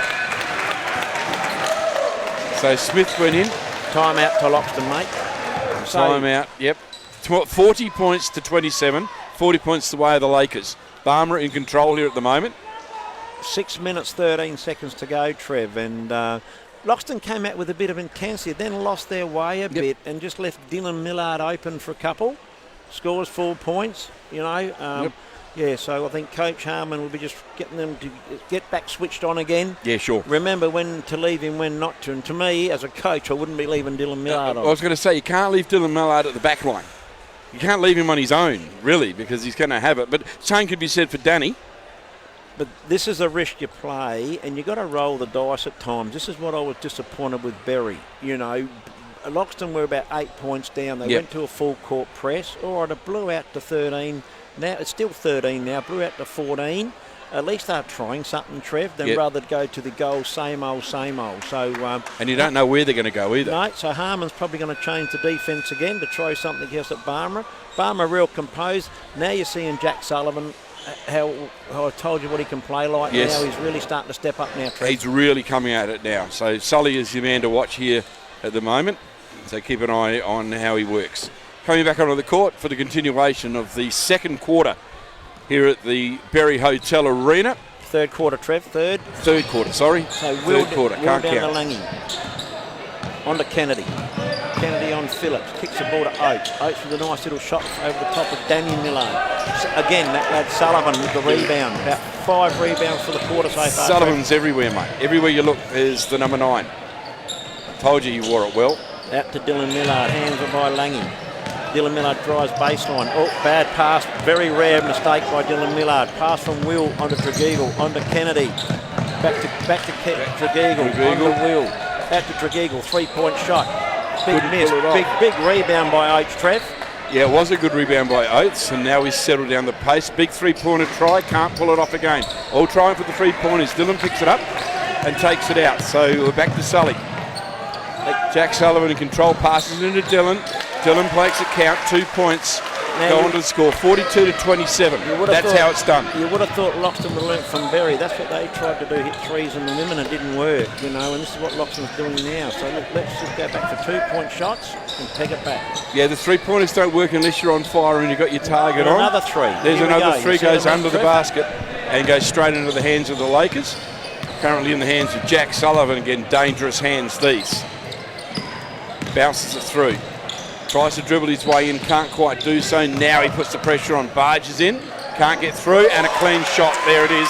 Shakes his head and goes, there you go, that's how it's done. Another 2 points, 44-27. Very good screen by Liam Phillips then. It was, yes. Get him free. Will down to Kennedy. Kennedy in control now, starts to find his way around. The pressure is on. Shay Lange hangs onto it, passes it in, can't quite do it. Shay's got it again, goes to the 3 shot, can't pull it off. Going to have to go and practice him. Kennedy now picks up the rebound. He goes to the 3-pointer. They're all trying for 3-pointers. The 2-pointer will work. Took 5 goes, but we finally got one in. Jack Oates was the man who gets the 2 alongside his name. 29-44 Barmera's way with Dylan Miller controlling the game at the top of the key right now, Trev. Yep, and look, the Lakers going for the drive in again. Couldn't quite pull it off that time, Danny Millard. And Smith tries to pull it off, but now Shay Lange. He comes back at it. He drives his way in. Well, the Lakers steal it away. Once again, Sully comes in, goes to the big drive, can't pull it off on his own. Looks for a bit of help. Millard's there to do so. And I think Danny Millard now in control of the ball. Settling down again once again. That's what they need to do. Big 3-point try wasn't on. Rebound goes to Loxton. Tregeagle, yes. Will down to Oates. Out to Kennedy, another 3-point attempt. He's got this one. They've got to get one sooner or later. 32-44. And the sooner they get them, the sooner they'll get the confidence to keep trying them and getting it right. But you can't afford to miss them in the grand final. It's your last night. Sullivan with the big 3. God, straight through into the net, no ring at all. Third quarter, excitement starting to build. Crowd is starting to get noisy as well. That's what you want to see. Kennedy goes for the drive, and there's a foul. On Jack Sullivan. It's on Jack, is it? Right. Sideline throw in. Couple of subs coming in. We got Kenny Wright coming in for Barmera with Brogan Watlaw and Kyler Wagner coming in for Loxton. I'm surprised Kenny Wright was off for so long. Actually, he was good earlier. His age is probably the factor here, Trevor. You might be right, but gee, he was good when he was there. Yeah. Big 3-point try there. Got into the corner. No good. Pressure is on. Barmera back in control of this game again. Everybody trying to hold him out. Dylan Millard passes it back off to Sully. Sully goes for the big drive in. Had to back on out of it. But the rebound comes up. They've got to get in there and get those rebounds. And we have men on the floor. 47-32, 2 minutes and 25 in the third quarter. A bit of an unlucky foul for young Phillips. It was really. There, but it was just he'd lost his footing and tripped Wagner up. So a little bit unlucky. 47-32, 15-point game to Barmera with 2 minutes to go, Trev. And they're settling down now, starting to move around this time. Slowing in. Big drive in by the 56. Oh, gee, I thought that was in, but it wasn't. Nice save there by Tyler Wagner. It wasn't enough. Good to see Wagner back on the court. Yeah, he just grows after every ball, mate. So Phillips to bring the ball into Sullivan. Sullivan in control with the ball now. The game really is starting to hot up. 47-32, 2 minutes left in this third quarter of the grand final here at the Berry Hotels Arena. A rare turnover by Sullivan. Very unusual to see and that. Will cannot buy a shot tonight, can he, that young cannot score a damn thing tonight. Has another go. Can't pull it off. Sully brings it down, takes control. Dylan on the outside. Tries to come forward, but there's a wall of Loxton there, ready to bite. Good defence here by Loxton. That was a bit of a rimmer there by Kenny Wright. Rebound by Will on to Whitelaw. Big pass by Whitelaw on to Wagner. That was a bit of a prayer, but looked good though, Trev. Been watching some good TV, but normally the result is better. Sullivan with the ball up high for Barmera. He's very athletic though, I Good must pass admit. into Dylan Millard, and it's a travel. Good defence. Very good defence when you see it travel. No score though. Looks like Francis is coming in for Will. 47 to 32.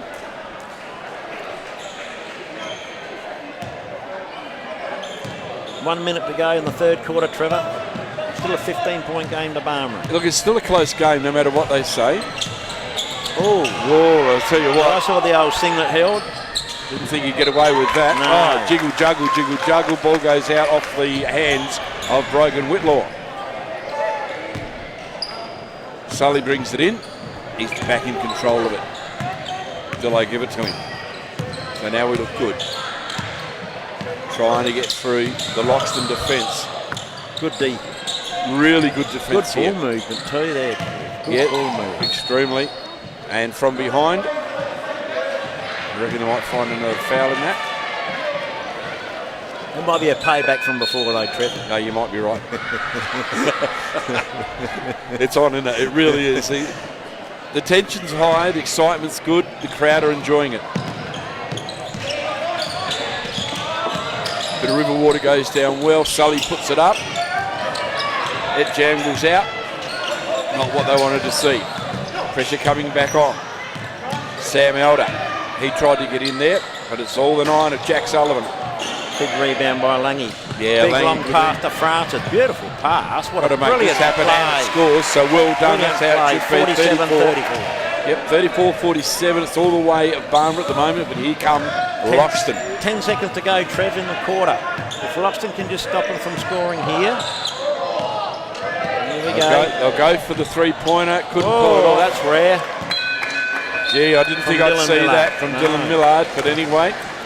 So 47-34, three-quarter time, Trev. Barmera well and truly in control, though, Trev, admittedly. You know, they seem to be playing a lot better brand of basketball.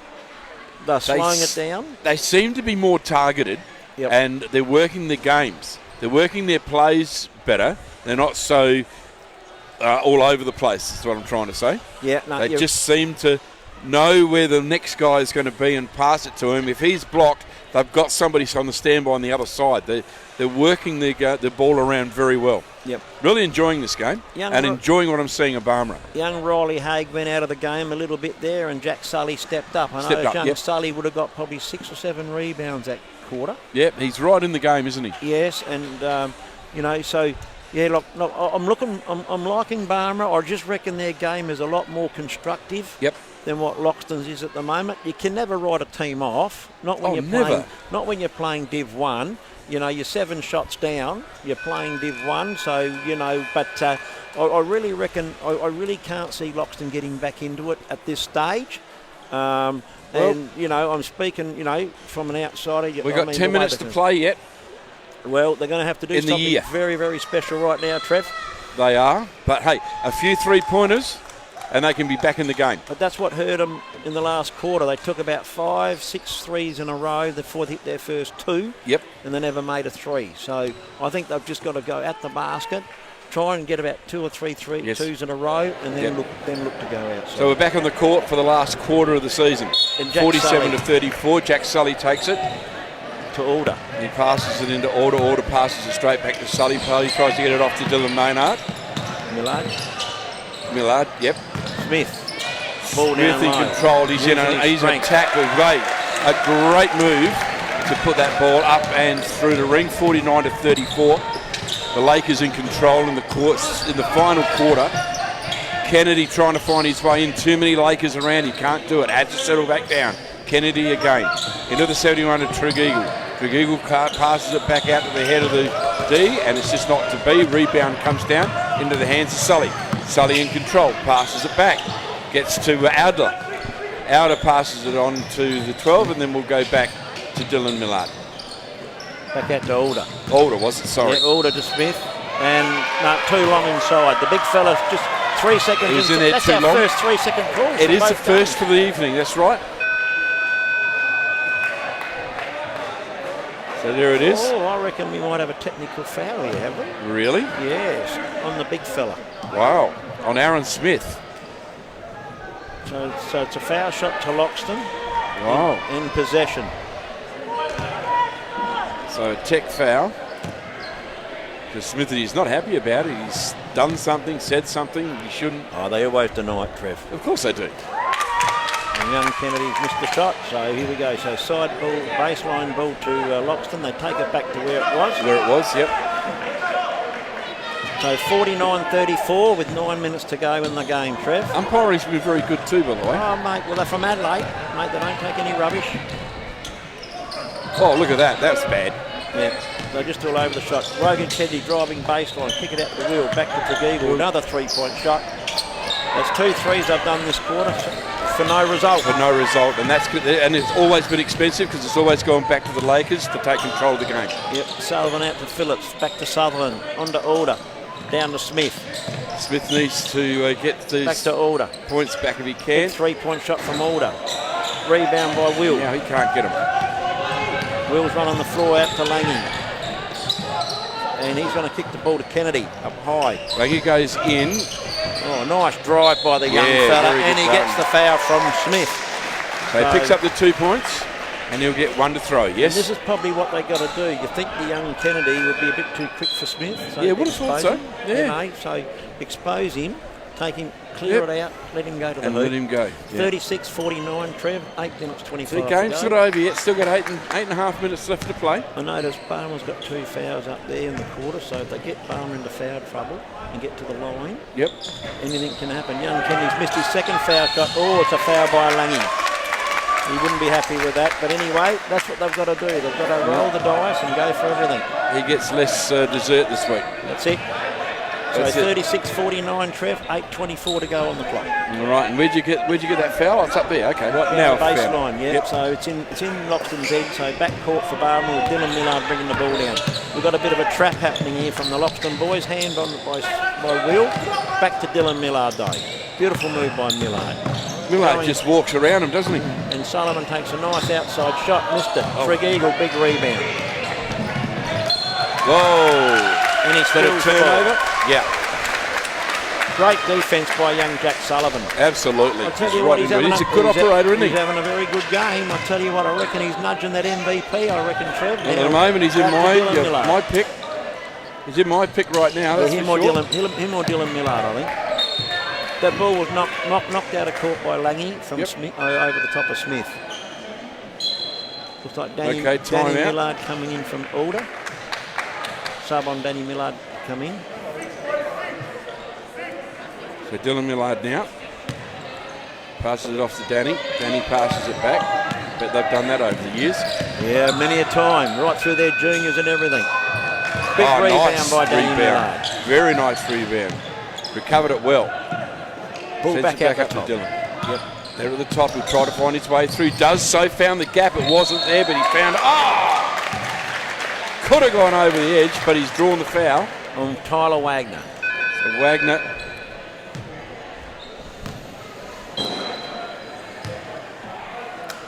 So this will show us where Dylan Millard sits with his eye tonight. Shooting 2 points. 49-36. Millard puts the first one in. 50-36. Score starting to get away now.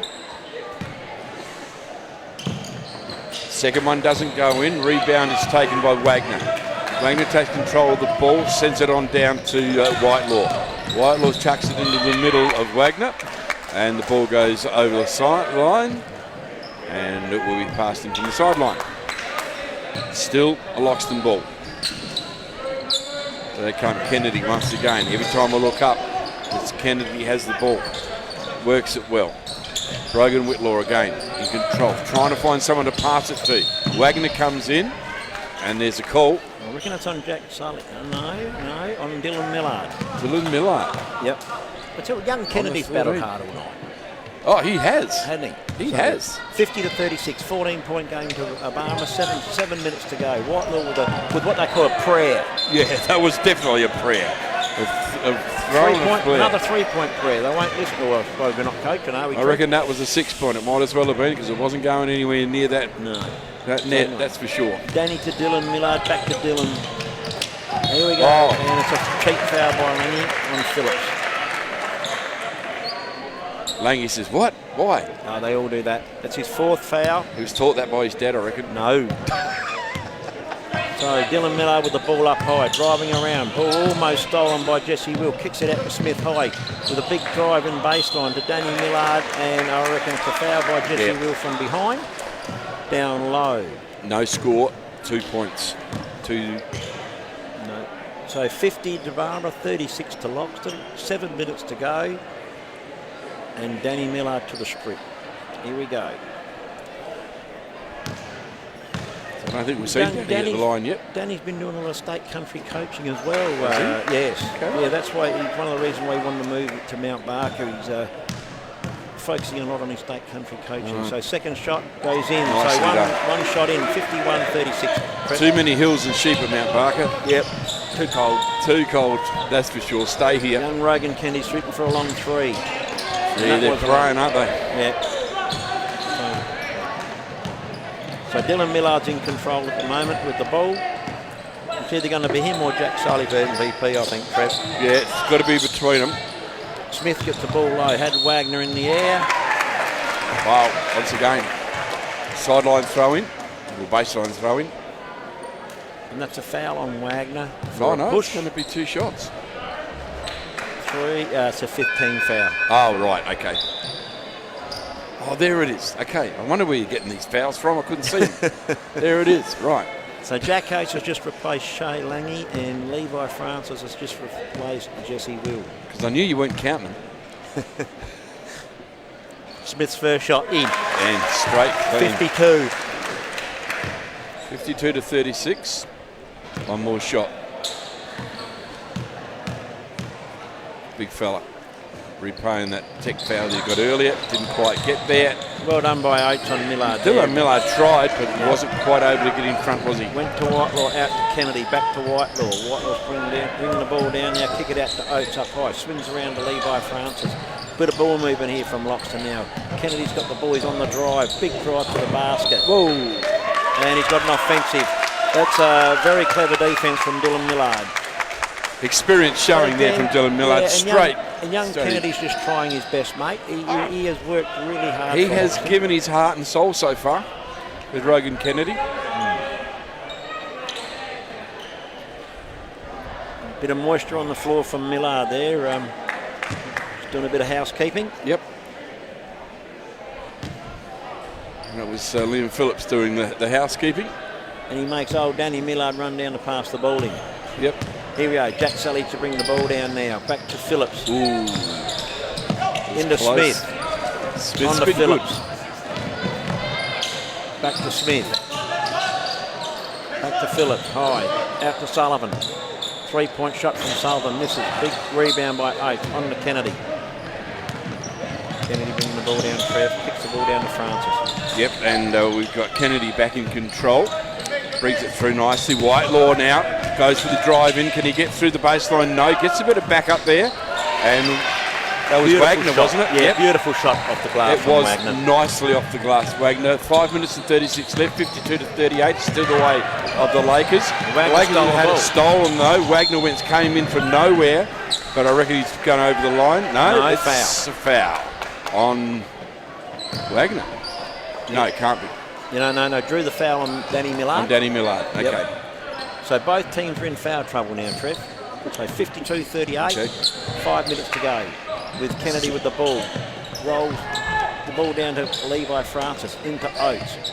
Oates goes to the floor, back to Francis. Nice little jump shot from Francis, misses the ball. Big rebound by Millard. That's Dylan. Dylan kicks the ball up. No, he's just going to bring it down there, Trev. No, they're just going to take it down and set themselves up, just giving Loxton a chance to set up a defence, but that doesn't matter because Sully comes up. Oh, and he can't quite get it over the line, and the ball goes back to Kennedy. Kennedy brings it back over the half line. Keys set up once again. Big three-pointer, it goes in, the 56 of Brogan Whitelaw. Picks up the first three-pointer for him tonight. 52-41. The game's not over, 4.5 minutes to play. 11-point game here, Trev. So kick the ball out high to Danny Millard, out to Dylan. Down to Jack Sully, inside to Danny Millard. He's mugged. Kicks the ball out high to Dylan. Dylan takes a three-point shot. Oates with the rebound. They don't want to chance these three-point shots now, that is for sure. They've got to get in there and make them two. Well, if he keep possession. If they get a two-point play here, it's below double figures, Trev. So out to Whitelaw, looking for a three. Can't do it. It's all blue underneath the basket. Seen something? So foul on Francis on the Danny Millard, and he'll go to the line for two shots. Okay. This last 4 minutes could take a while, Trev, if we have a few fouls. Because we'll be going to the foul line on both sides, mate. Yep. No, it may extend things a little bit, may it not? No, 52-41. 4 minutes and 11 seconds to go, mate. First one's in. Danny hits the first one, yep. Probably why he's a state coach, mate. Probably why he's a state coach. Danny Millard at the line. Second throw. 2 out of 2. Can't get any better than 100% at the line, can you? 54-41. Puts them well ahead. 4 minutes on the clock. Kennedy to Oates. Back to Kennedy. Kennedy drives into the middle. Back to Oates. Again. The young blokes are working together, and Oates they've found another one. He gets fouled from behind. I'd say it's on Jack Sully. He came in from behind. And the two younger lads working together. Really well working nicely, aren't they? Yep. So Oates will go for 2. Really important now that the boys get their foul shots. They do need to get their foul shots this time. For better electrical, Rusty Spoon, AJ First Aid and Hygienic Meats, we're at the grand final for the basketball, and I'll tell you what, they needed that, missed the first shot. Oates it is at the line, Jack Oates. Got the second shot in. That settles everything down though. And the Lakers back in control. 12-point game, 54-42. Well done by Levi Francis. Stole the ball mid-court, on to Kennedy, down to Wagner, into Oates, and he gets fouled again. Good ball movement. Another 2 throws. Very good. Very good ball movement from the Loxton lads. Well, a good steal by Levi Francis in the mid-court. Wagner gets a spell. And it looks like Oates will be subbed out as well. Looks like Langy wants one on the shooter. So Will's come in now, so going to bring a bit of experience back out there. Jack Oates. So when they call foul on sub on the shoot, if he gets the second shot, you get subbed off. So generally you'd miss your second, wouldn't you, Trent? You would, definitely. But he doesn't. He doesn't. Well, he might as well go off a winner. In comes that Shay Langy. 54-43, Trev. So maybe he deserves to sit down. Yeah. Good on him. All right, Dylan Millard with the ball. Back to Phillips. Back to Dylan Millard. Balls are really over to Sully. Over to Sully, yep. Sully passes it back in over to Phillips. Dylan Millard in control of the ball. Goes for the drive and passes it off to Smith. Smith puts it up, 2 points. Nice play, that one. Nice and clean. Very good. Strong. We've got the best on the court now for the Lakers. Pressure is on to Loxton again. They come back and they're ready to put it on. Jesse Wilt passes back to Shay Langy. Langy passes it across and a three-pointer, I reckon, there. To Levi Francis. No, 2-pointer. No, it's only 2, 56-45 now, 3 minutes in the game.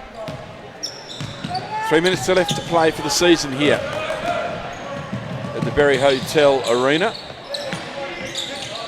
Sullivan, ball out to Dylan Millard up. Passing it around.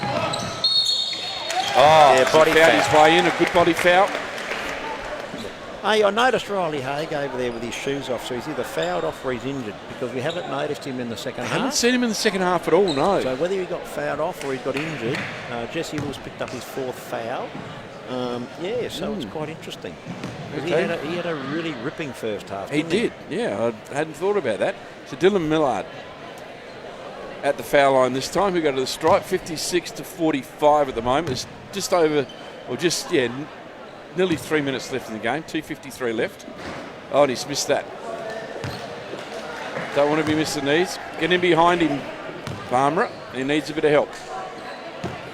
He's been playing well.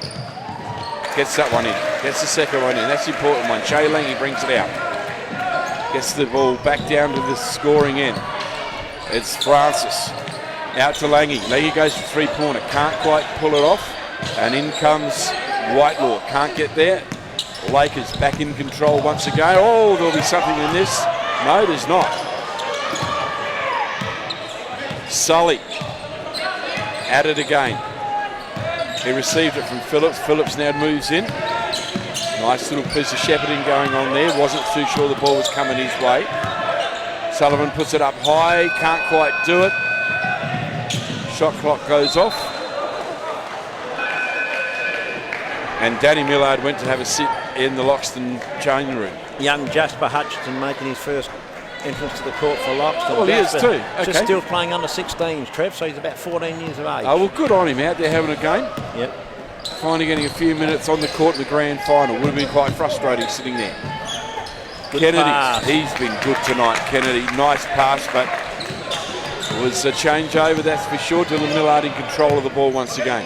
What are they going to do? 57-45, 1 minute and 55 seconds left in the game. Dylan Millard trying to find his way in. Big throw from the outside three-point line for Liam Phillips. Couldn't quite pull it off. Back in the hands of Loxton.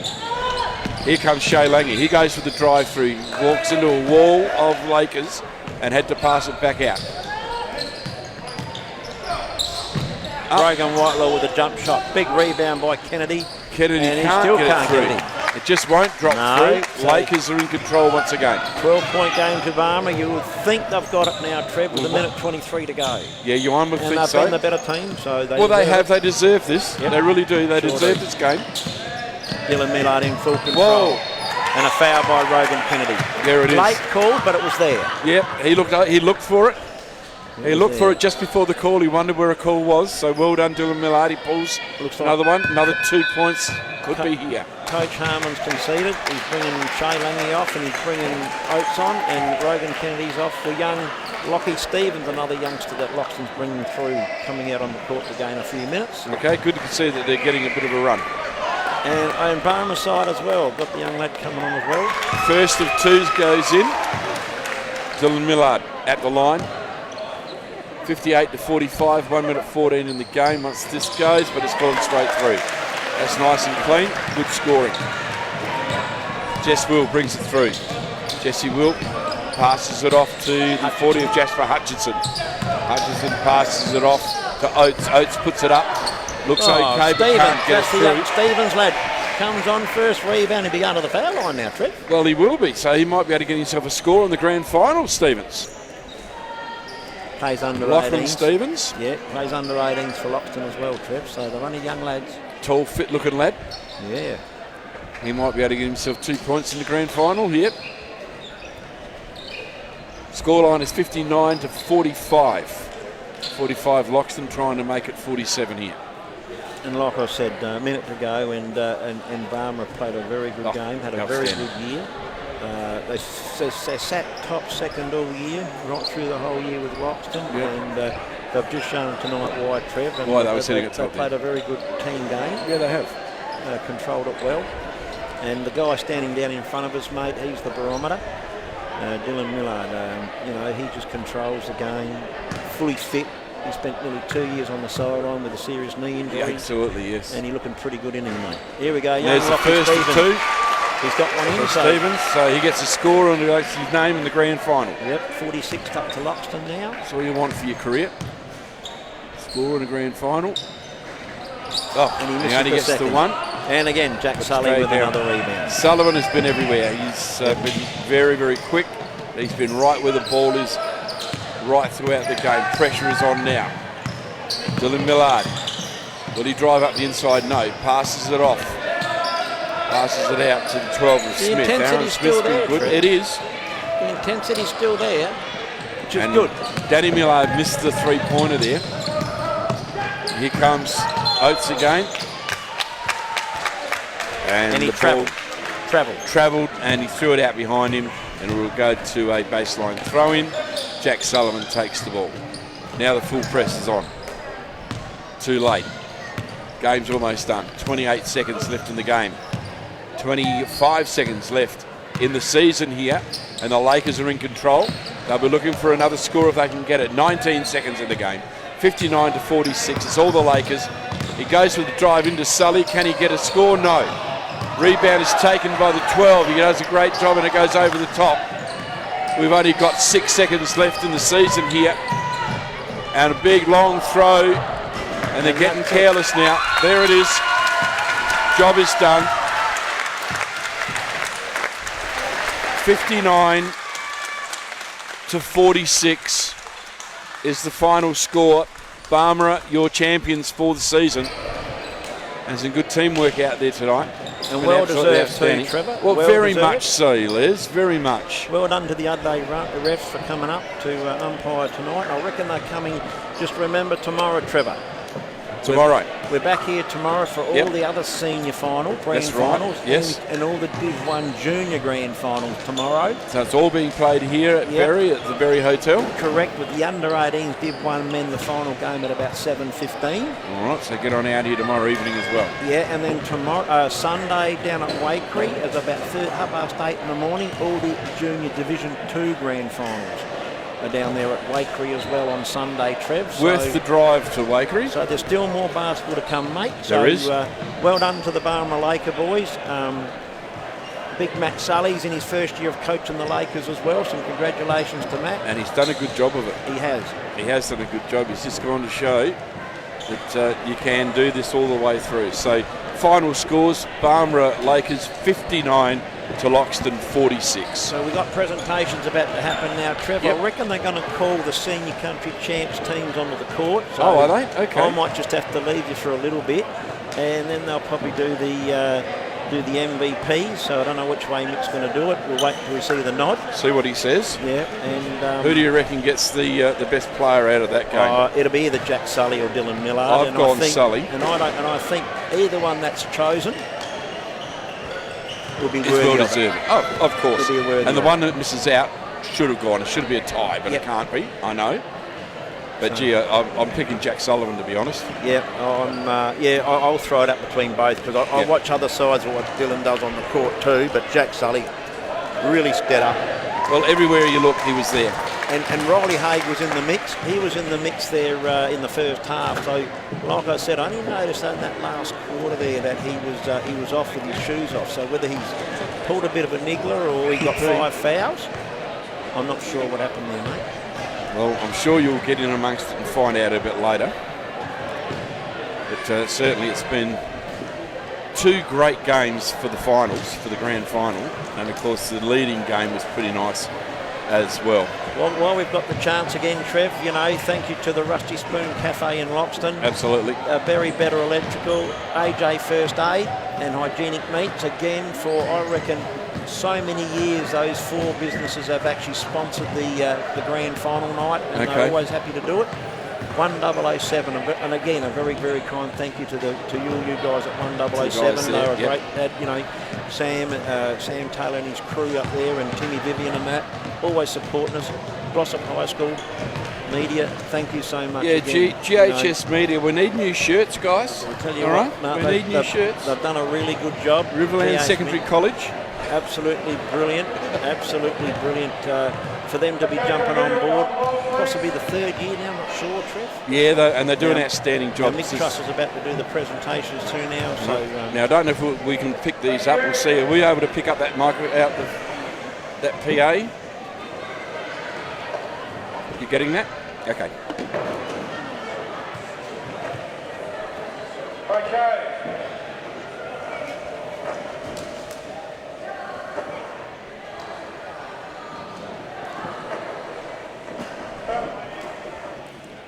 So Mick Trussell just trying to get control of the stadium at the moment. I just want to say thank you to the committee members this year. Those people being Chantel Johnson, Beck Keynes, Les Langy, Ellie Lefty, Hannah Lehman, Renee Hart, Steve Marks, David Ness, Paul Wesley, Matt Hutchinson, Jess Miller and Michelle Wu. So thank you to those guys. I want to say thanks to Grant taking photos every week for us.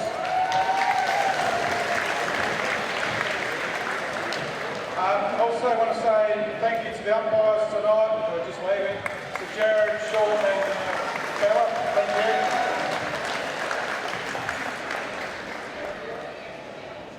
Okay, also want to say thanks to Jess Miller who organised our umpires for the Div 1s for this year, and also all the umpires over the weekend. So well done to Jess and thank you. So this year we had 3 of our junior umpires umpire their first A-grade games. Those people being Lockie Marks, Lucas Alder and Zoe Hughes. So well done to those 3. And also to Lockie Marks who actually umpired the first 2 weeks of the finals in A-grade. So well done to Lockie. I want to say thanks to the Berry Basketball Club for hosting tonight and tomorrow. So thanks guys for that. Thanks to Life FM and Colossal High School for doing the media coverage again this year. Really appreciate it.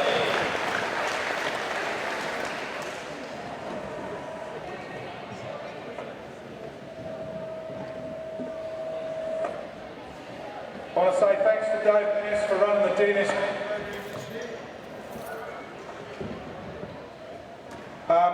Also want to say thank you to the players who have represented the Riverland in senior and junior country champs. So last weekend we had the 14s and 18s go away. The under 14 boys, Div 3, come runner-up. They were the only team that got to the grand final. I want to say thank you to the coaches and the team managers that put their hand out to help up. Hands up to help out. Special mention to our Div 1 women who went back-to-back at the country champs, winning the Division 1 title. If any of those players are here, come out so people are aware who you are. Ellie Lefty, Michaela Hogan, Elise Foles, Hannah Lehman, Sienna Lehman, Talia Dillon, Ash Rocky, Sinead Riccio, Anita Hunter, Nicole Seacamp, and Coach Les. Any of those guys are here, please come out.